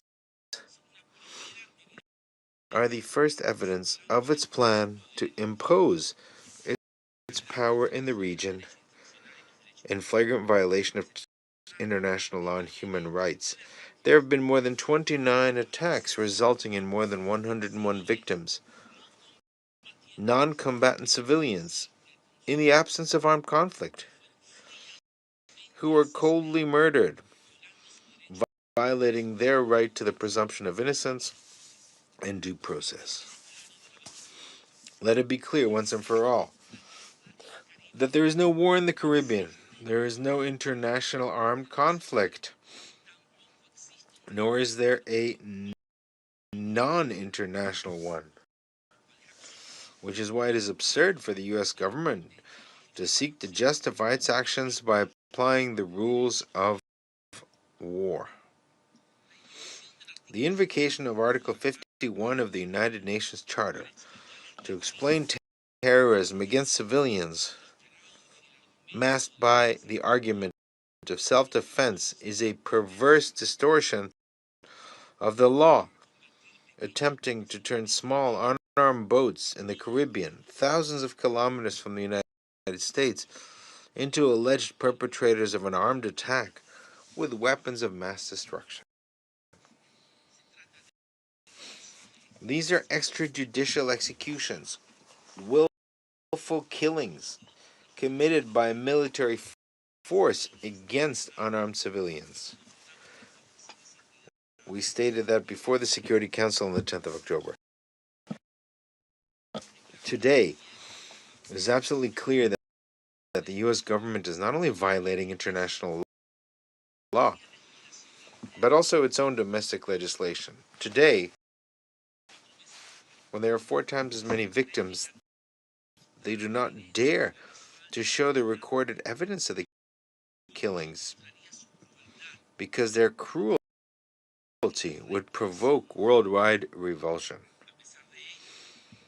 Despite this, today, with more than 100 victims, the killer who roams the Caribbean claims that there is no end in sight to their crimes against humanity. Mr. President, on 16th of December, President Donald Trump publicly stated the following, and I quote, "Today, I'm ordering a total and complete blockade of all sanctioned oil tankers going in and out of Venezuela," end of quote. This is a confession of a crime, specifically a crime of aggression, with which the President of the United States intends to turn back the clock of history 200 years to impose a colony on Venezuela. On 10th of December, meanwhile, U.S. military units violently assaulted a vessel engaged in lawful international trade in international waters in the Caribbean. They subdued and kidnapped the entire crew and illegally seized the cargo of Venezuelan oil, which was part of a legitimate and regular commercial operation. It was a robbery carried out by military force, which sets an extremely serious precedent for the safety of navigation and international trade. The illegal use of state force to carry out theft on the high seas is worse than piracy, since in this case it is not only a matter of stealing commercial vessels, which is evidence of intentionality and violating their rights to navigate in international waters, but also of the de facto annexation of the entire Caribbean Sea by a naval power. In doing so, in addition to violating Venezuela's inalienable right to trade legally with the world, it seeks to deny all countries the right to trade with Venezuela. Just 3 days ago, on 20th of December, a second act of the same nature took place, when another vessel carrying Venezuelan oil was similarly seized by the U.S. military forces in international waters in the Caribbean. The cargo was stolen, and the crew has been kidnapped. Immediately afterwards, Secretary of War Pete Hegseth indicated that such criminal operations would continue, while President Trump declared that he would keep the stolen cargo. So I'd like to ask, what right does the United States government has to appropriate to date almost 4 million barrels of Venezuelan oil? This alleged naval blockade is essentially a military act aimed at laying siege to the Venezuelan nation, degrading its economic and military apparatus, weakening its social and political cohesion, and causing internal chaos to facilitate aggression by external forces. That is, it's an armed attack. This has been stated by President Trump himself, who is also violating the right to existence of the entire Venezuelan people by deliberately denying them the essential means for their subsistence. Mr. President, on the 29th of November, President Trump stated, and I quote, "To all airlines, pilots, please consider the airspace over and around Venezuela as completely closed," end of quote. This statement was put into practice, among other things, by an electronic warfare campaign by U.S. military forces in the region, which has been blinding the navigation instruments of all civilian aircraft transiting Venezuelan airspace to to provoke a security incident. Electronic interference in the Caribbean has nearly caused at least 2 tragedies involving U.S. civilian aircraft that were seconds away from colliding with aircraft belonging to their own country's air force. It should be noted that the civilian aircraft involved took off from Curaçao and Aruba, both bound for U.S. territory, proving that the danger created by that country's military forces against its own citizens also affects the airspace of other nations, such as the Netherlands and Antilles. There can be no doubt the U.S. government poses a threat to the entire region, which has been declared a zone of peace since 2014. As we warned this body on the 9th of October, this type of behavior, combined with a series of unreported military incursions into Venezuela's flight information region, non-notified, unreported, is an attempt to provoke a direct confrontation. In other words, to fabricate a provocation that would allow Article 51 of the United Nations to be falsely invoked.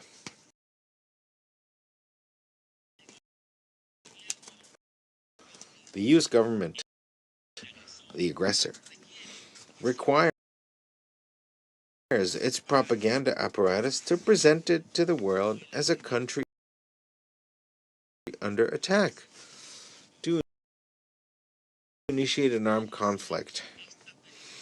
We denounce this dangerous manipulation and assure the world that we will not lose our composure in defending the peace of our nation. Let us repeat, the threat is not Venezuela.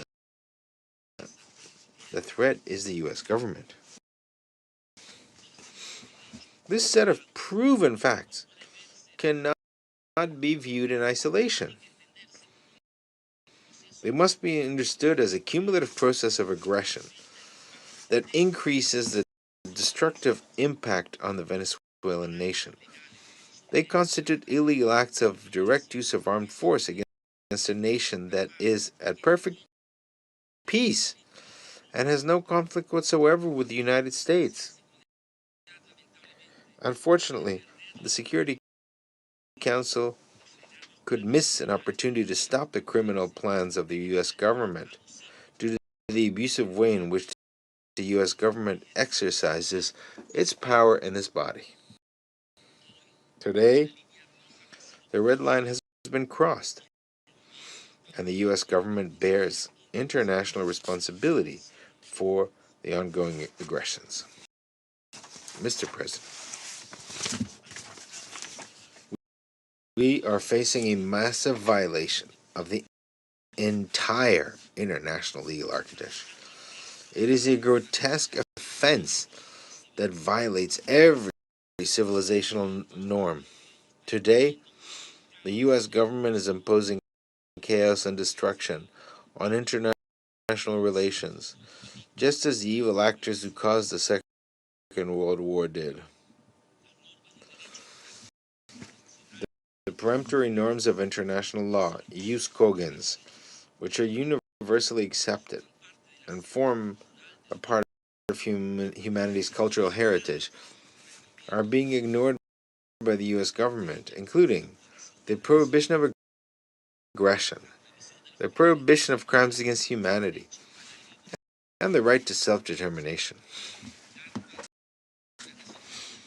Article 2 of the Charter of the United Nations establishes guiding principles for international relations that the U.S. government is flagrantly violating. We refer to the principle of legal equality of states, as well as the principle of refraining from the use of, or the threat of the use of force against the territorial integrity and political independence of states. The Universal Declaration of Human Rights establishes that every individual has the right to liberty and security of a person. Similarly, the International Covenant on Civil and Political Rights, to which the United States is a party, establishes life as an inherent right of every person, which no one may be arbitrarily deprived of. This central instrument also prohibits the deprivation of the means of subsistence of entire peoples.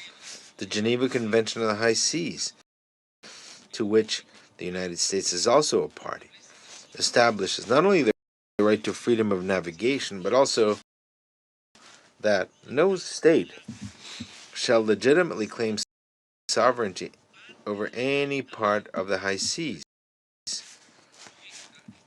as these are open to all nations. The jurisprudence established by international courts confirms in turn that the principles of non-intervention in the internal affairs of states, refraining from the use or the threat of force, and respect for sovereignty are part of customary international law as reflected in judgments dating from 1986 to the present.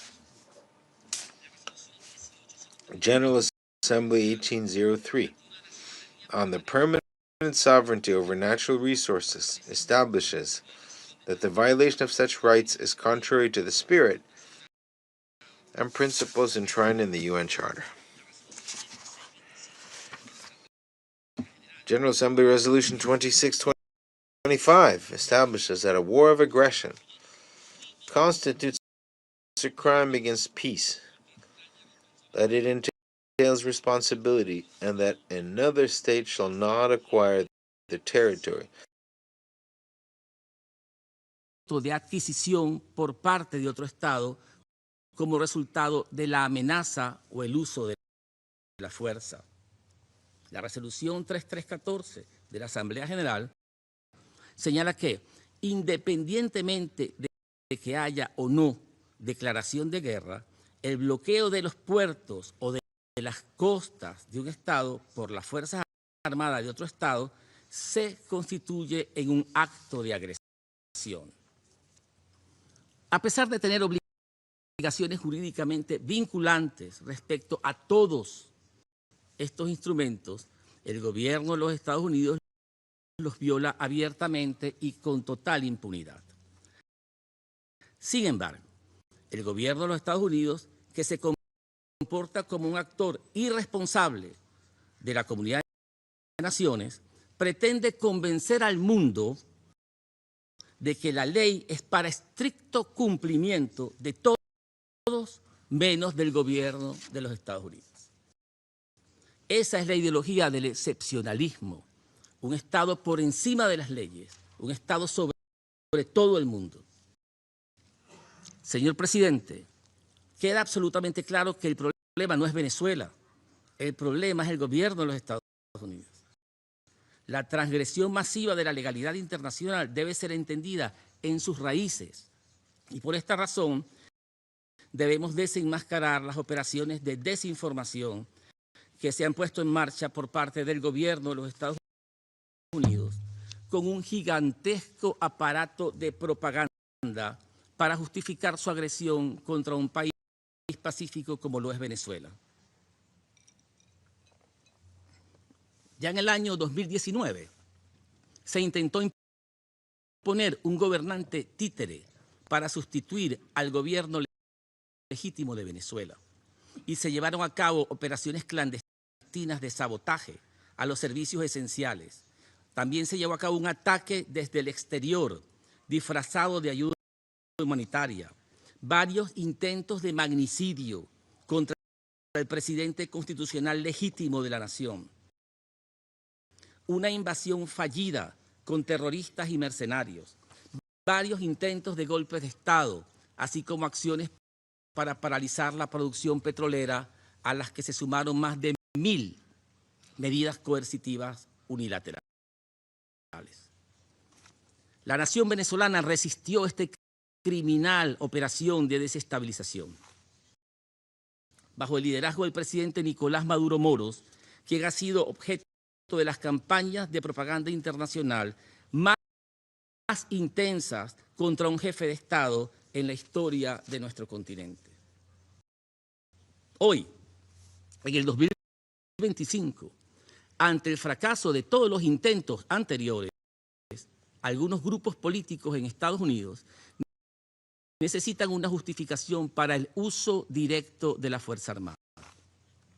Las narrativas ensayadas por la maquinaria de propaganda han sido cambiantes, incoherentes, pero sobre todo falsas. Veamos las evidencias. La campaña de odio comenzó en los Estados Unidos con un ataque contra todas las venezolanas y todos los venezolanos, quienes fueron designados como enemigos extranjeros, invasores y terroristas, miembros del supuesto Tren de Aragua, y su presencia en Estados Unidos fue declarada como incompatible con la seguridad nacional de este país. Luego, se estigmatizó a todos nuestros connacionales como narcotraficantes y aún más se ha afirmado que en su gran mayoría son peligrosos delincuentes, escapados de cárceles y hospitales psiquiátricos. Se trata de una campaña xenofóbica y racista, como no se había visto una desde la Segunda Guerra Mundial, contra otra nacionalidad de migrantes.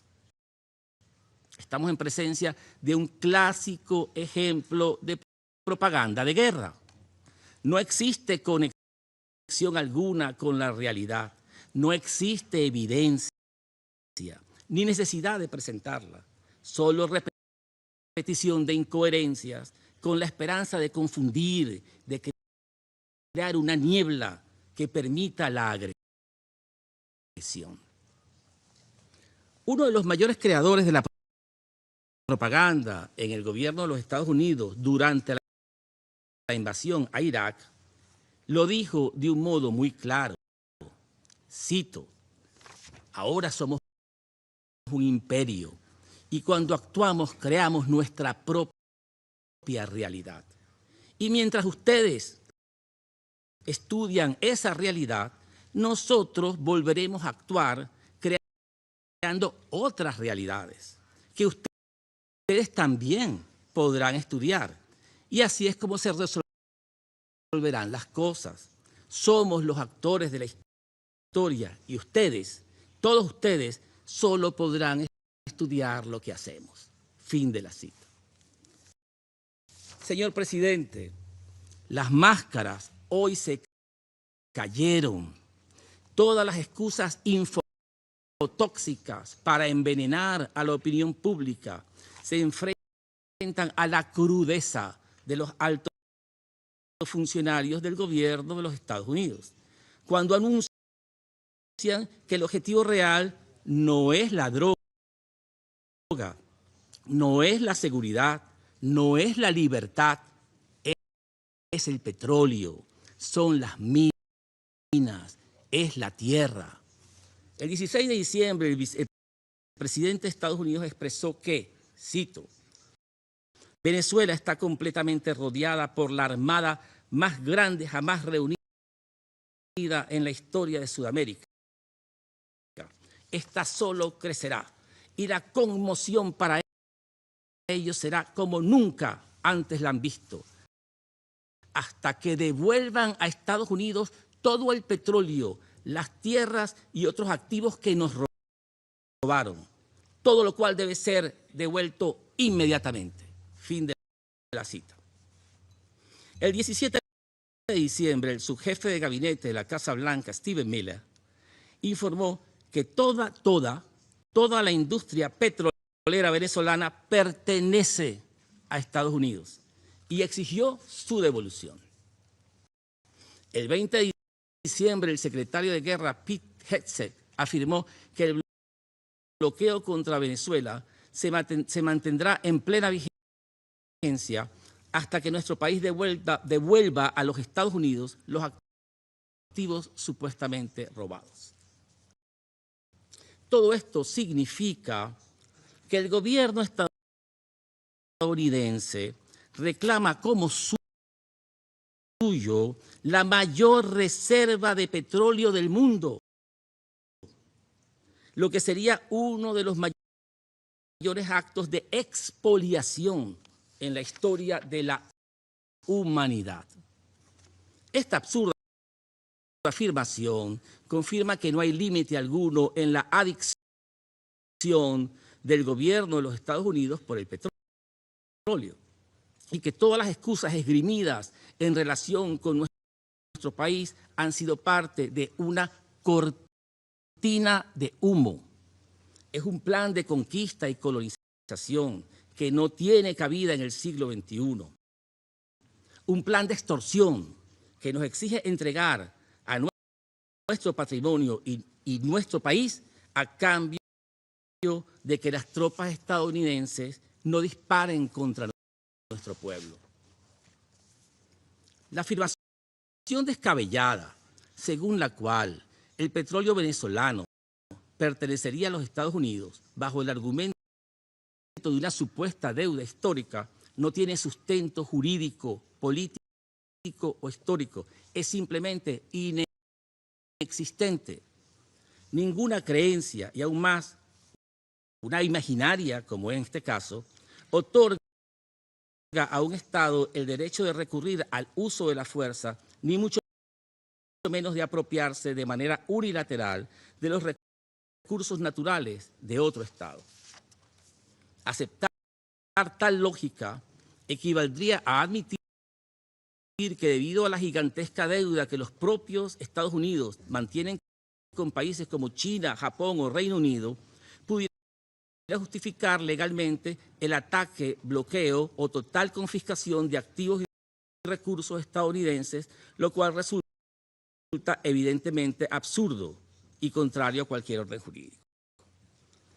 Conviene además recordar que en la relación energética entre Venezuela y Estados Unidos ha sido Venezuela el país históricamente desfavorecido debido a esquemas comerciales y condiciones económicas injustas que beneficiaron durante décadas a la parte estadounidense. Venezuela se mantiene firme en la defensa de relaciones de cooperación energéticas basadas en la igualdad y beneficio mutuo, promovidas sobre la base de la igualdad soberana y el respeto para ambas partes. Se trata entonces de una de las proposiciones más deshonrosas y viles que hemos recibido en toda nuestra historia y la repudiamos desde lo más profundo de nuestro honor patriótico. La verdad es brutal y criminal. El gobierno de Estados Unidos amenaza con un ataque armado a Venezuela para satisfacer a las grandes corporaciones petroleras, particularmente a ConocoPhillips y ExxonMobil, pionera en el robo del petróleo venezolano. A los hijos de las familias estadounidenses se le ordenará arriesgar sus vidas para llenar los bolsillos de los accionistas de las empresas petroleras con miles de millones de dólares, mientras miles de familias venezolanas y estadounidenses son destruidas.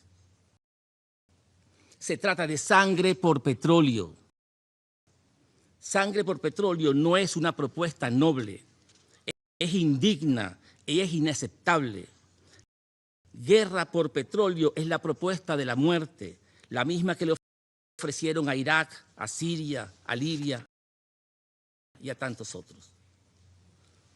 La conducta del gobierno estadounidense confirma la cínica frase de la propaganda de las guerras por petróleo que afirma, cito, es lamentable que Dios haya puesto el petróleo de los Estados Unidos en el territorio de otras naciones. Fin de la cita. Es la guerra de saqueo y pillaje, con una bandera sacada del foso de los valores humanos. Debemos enfatizar que la propuesta del gobierno de los Estados Unidos, aunque fracase, constituye un atentado contra todo el sistema de relaciones internacionales y de manera especial contra el sur global, cuyos pueblos son considerados inferiores por el actual gobierno estadounidense. Este Consejo de Seguridad pierde sentido si el gobierno de los Estados Unidos persiste con su propuesta demoledora. Nadie está a salvo, nadie. No hay principios para regir nuestros países y nuestros pueblos. De allí la importancia de que este órgano pueda cumplir a cabalidad su mandato y a cuyos efectos exigimos condene explícitamente esta agresión en curso, desde las ejecuciones extrajudiciales hasta los actos de piratería.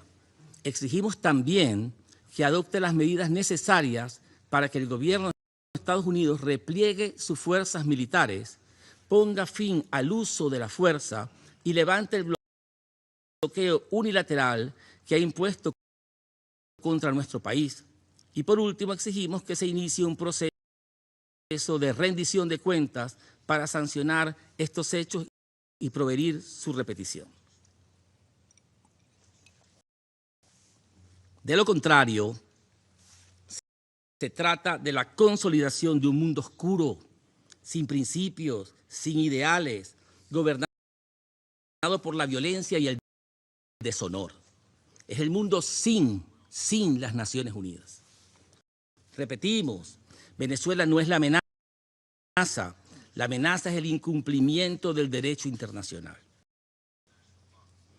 El mundo sabe que de continuar la escalada de ataques armados, nosotros ejerceremos con toda determinación nuestro derecho inalienable a la legítima defensa, con arreglo al artículo 51 de la Carta de las Naciones Unidas. Afortunadamente, el futuro puede ser diferente. Todos hemos visto cómo, a pesar de la propaganda guerrerista, la gran mayoría del pueblo de los Estados Unidos rechaza cualquier intento de guerra con Venezuela y exige el fin de la agresión en repudio a la destructiva ideología de las guerras sin fin. No existe tensión alguna entre los pueblos de los Estados Unidos y Venezuela. No existe.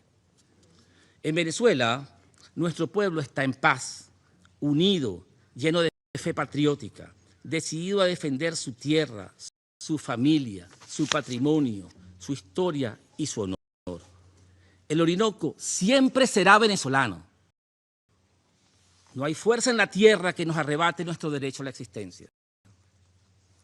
Señor presidente, para finalizar, permítame ahora dirigir unas breves palabras a nuestro pueblo. Es un honor para nosotros representar aquí la voz de millones de venezolanas y venezolanos que están en nuestra patria trabajando serenamente por defender nuestro derecho a vivir en paz. Millones de mujeres y hombres que trabajan en los campos y ciudades, en las fábricas y en las escuelas, en los hospitales y en la Fuerza Armada Nacional Bolivariana, construyendo una nación digna, independiente y soberana. Todos debemos estar orgullosos de vivir este momento estelar de nuestra historia, este momento de ejercer la defensa de nuestra patria cuando una potencia extranjera llena de soberbia cree que puede convertirnos en colonia. Las venezolanas y venezolanos damos gracias a la vida por haber dado la oportunidad de luchar por nuestra segunda independencia y mostrarle al mundo de qué estamos hechos, de optimismo, de orgullo y de amor por la patria. Llegó el momento de unirnos en la defensa de lo que es nuestro.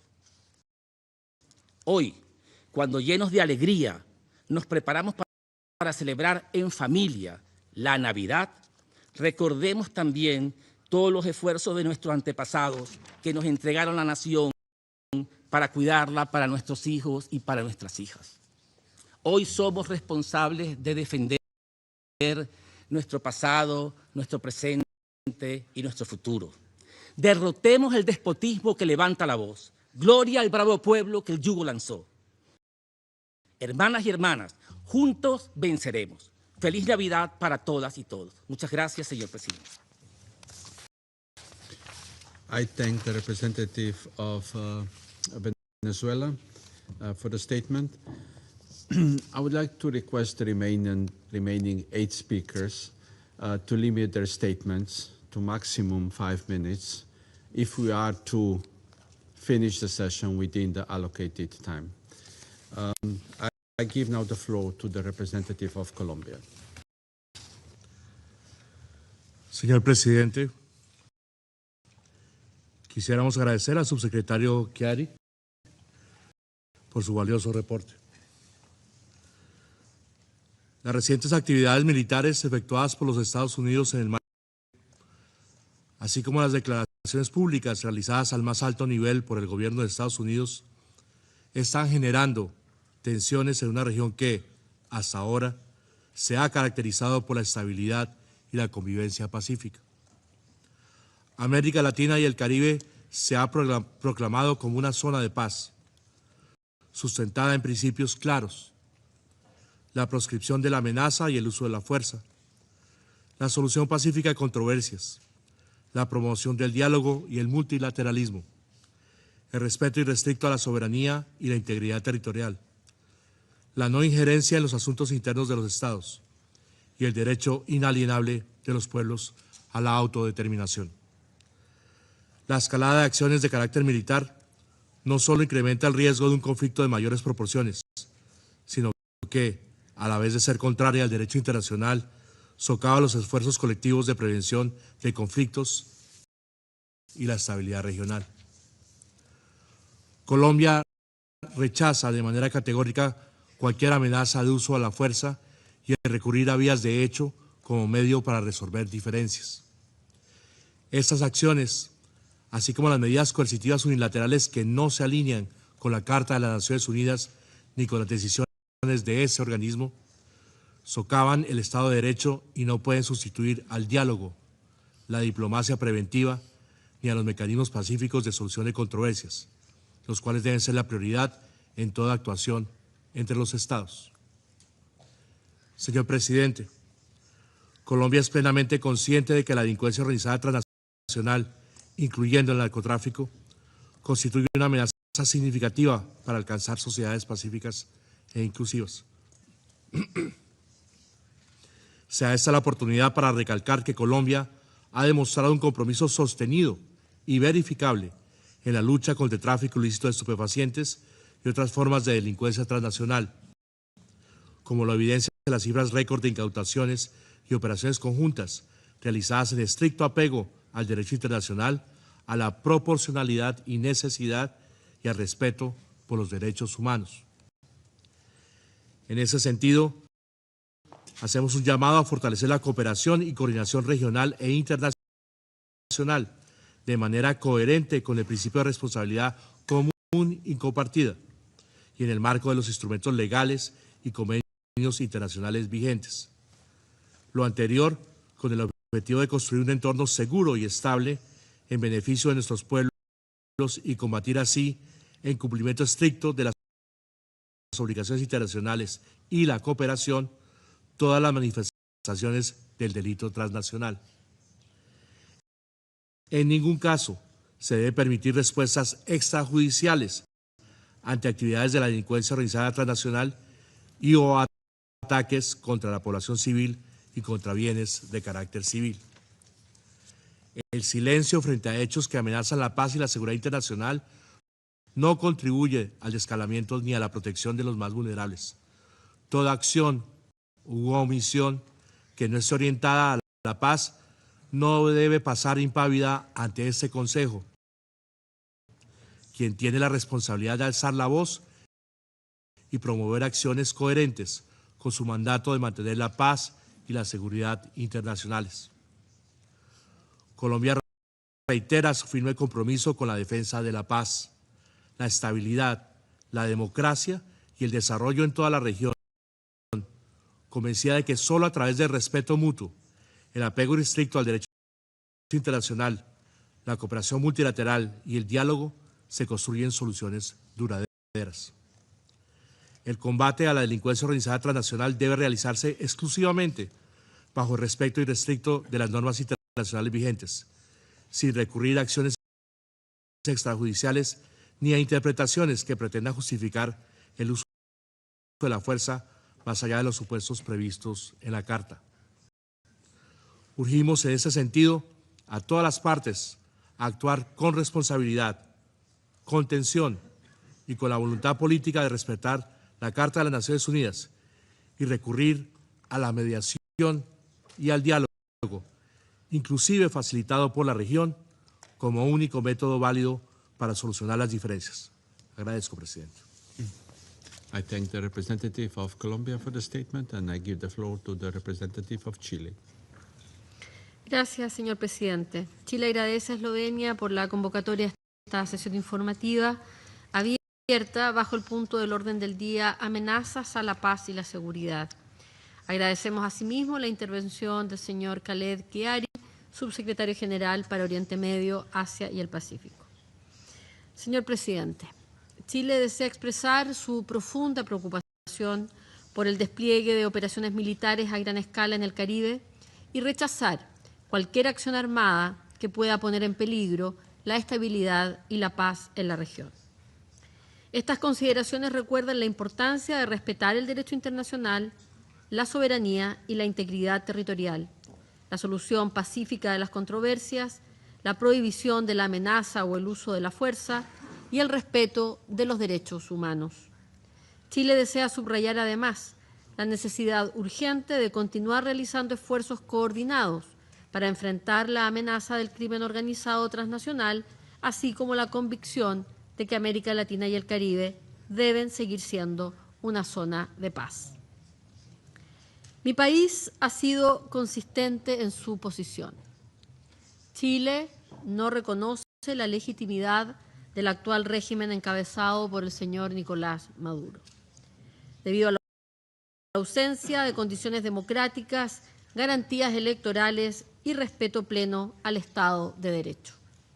Al mismo tiempo, reafirmamos que nuestra postura se orienta siempre a la defensa del pueblo venezolano, cuyos derechos y dignidad deben situarse en el centro de cualquier consideración internacional.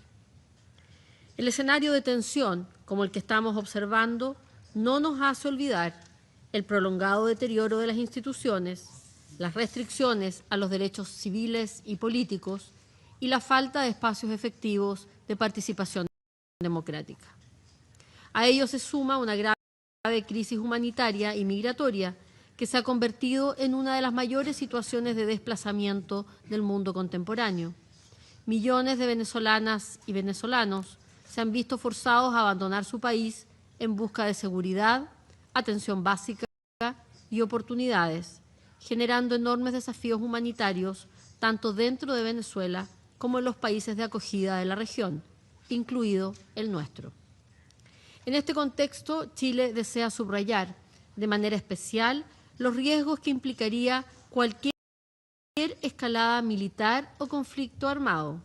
Una confrontación de esta naturaleza tendría consecuencias humanitarias devastadoras, profundizaría el sufrimiento de la población civil y agravaría aún más las dinámicas de desplazamiento, inseguridad y vulnerabilidad.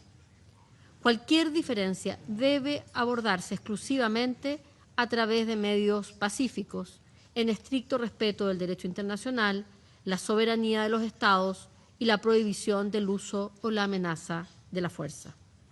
Señor presidente, frente a este escenario complejo, Chile considera valioso el papel que pueden desempeñar los mecanismos multilaterales de diálogo y prevención.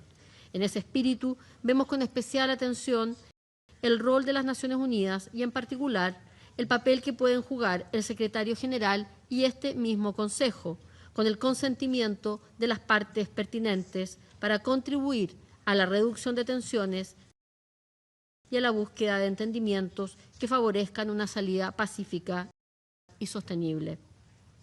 El liderazgo prudente y la experiencia acumulada por nuestra organización pueden ser un apoyo relevante para evitar un mayor deterioro de la situación y para mantener abiertos los canales de comunicación. Señor presidente, nuestra convicción es clara. Los desafíos que enfrenta Venezuela no tienen una solución militar.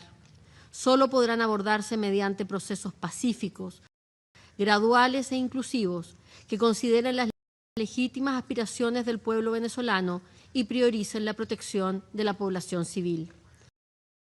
Chile reitera su disposición a respaldar iniciativas constructivas que apunten en esa dirección y a trabajar junto a los países de la región y a la comunidad internacional en favor de la estabilidad, el entendimiento mutuo y el respeto de los principios que sustentan esta organización.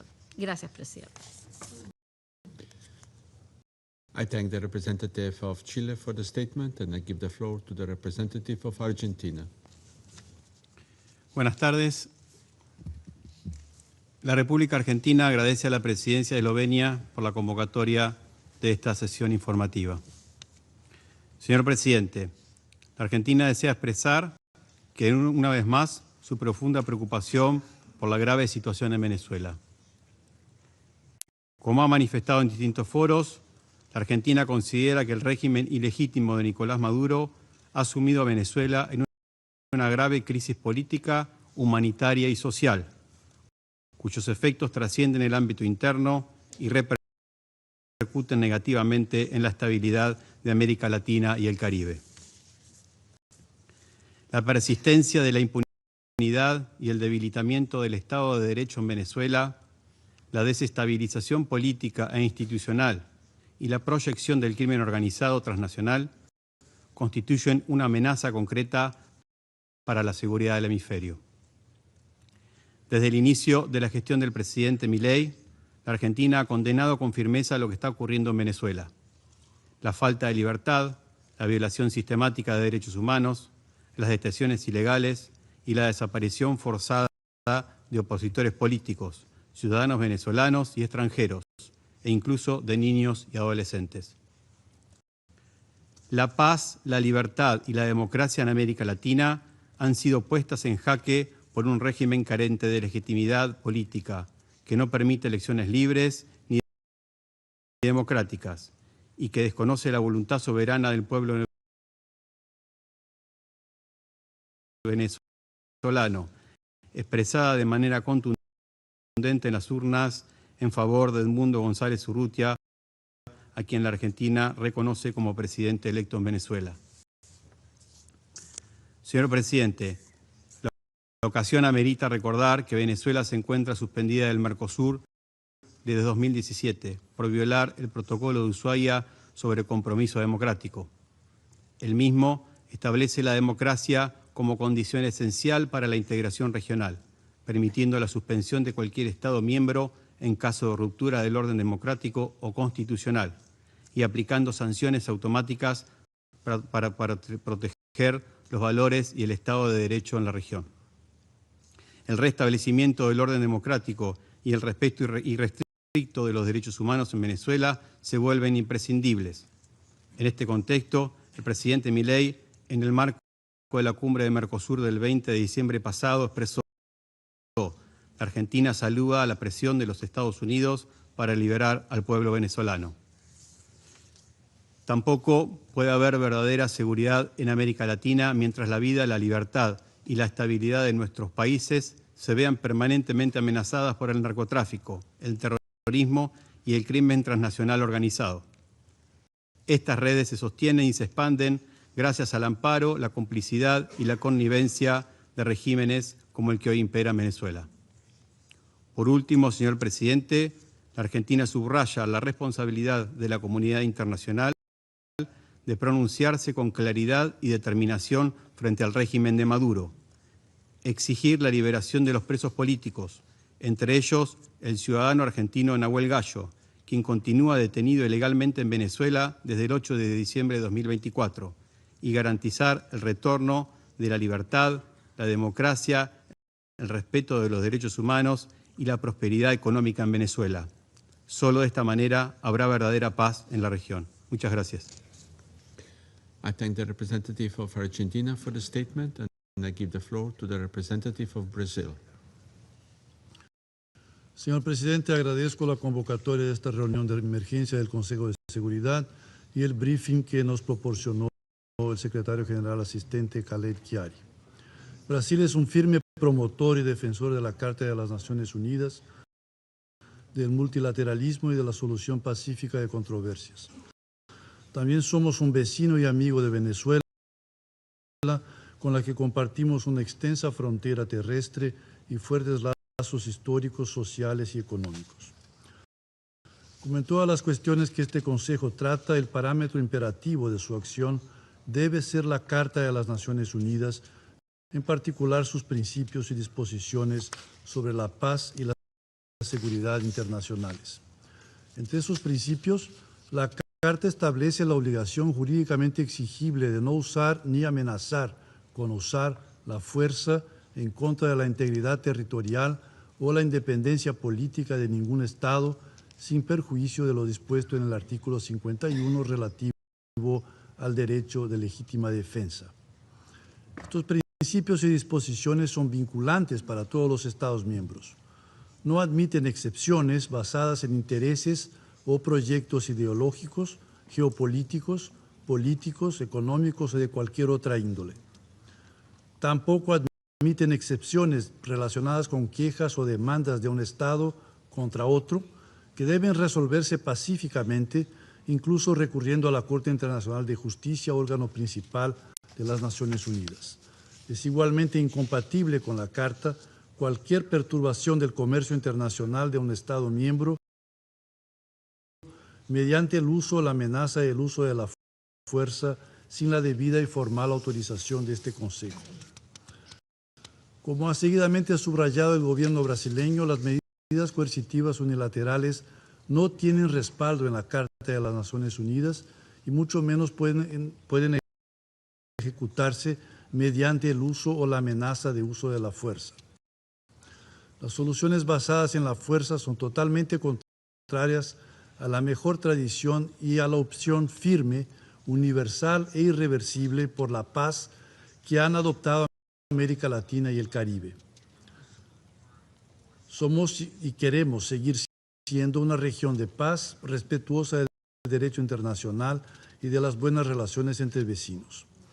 Señor presidente, en vista de lo anterior, la fuerza militar reunida y mantenida por los Estados Unidos en las proximidades de Venezuela y el bloqueo naval recientemente anunciado constituyen violaciones de la Carta de las Naciones Unidas.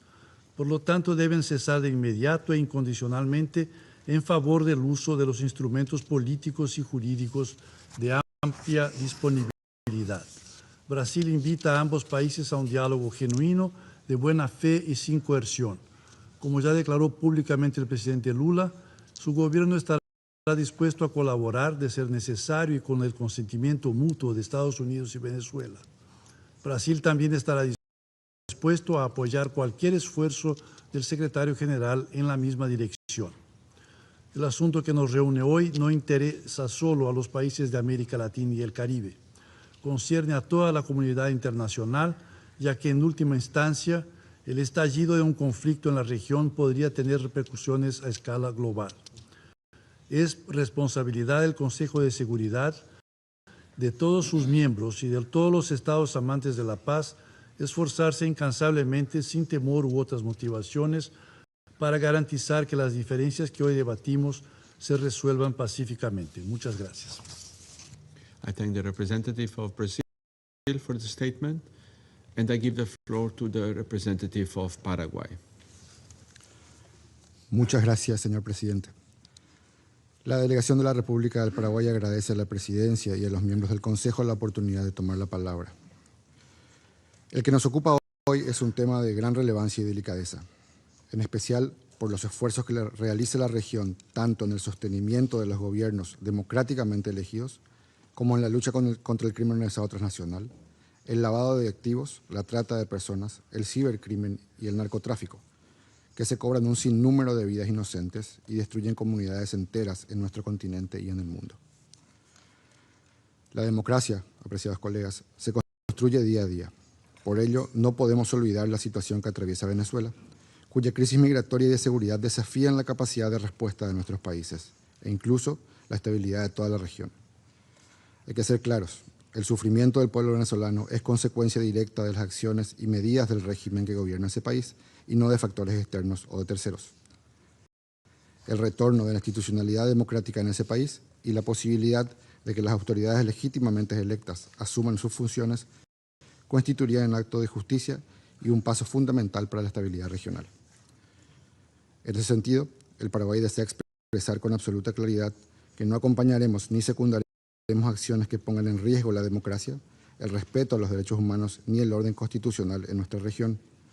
Nuestro compromiso es y seguirá siendo con los principios democráticos, el Estado de Derecho y la paz social. Señor presidente, en Oslo, hace apenas unas semanas, el Paraguay estuvo presente al más alto nivel en la ceremonia del Premio Nobel de la Paz, acompañando a los familiares de María Corina Machado. La causa venezolana es una que nos toca profundamente, ya que es un pueblo que ha visto sus derechos y libertades fundamentales decimados bajo un régimen dictatorial cruento. Venezuela no es un problema de los venezolanos solamente, sino que es y debe ser un problema del mundo entero y en especial de la región. Manifestamos así nuestra solidaridad con María Corina y a través de ella a todo el pueblo venezolano. Estamos seguros de que la paz y la libertad llegarán a Venezuela más temprano que tarde. Señor presidente, finalmente subrayamos que la lucha contra el crimen organizado debe continuar realizándose en el marco del derecho internacional humanitario y con articulación de los mecanismos de defensa de la democracia, los principios fundamentales del derecho internacional, así como la protección y la promoción irrestrictas de los derechos humanos y de las libertades fundamentales. Todos ellos, elementos esenciales para el proceso de integración regional, el desarrollo y la prosperidad. El Paraguay continuará trabajando en colaboración con todos los actores regionales con quienes compartimos estos valores de democracia y paz.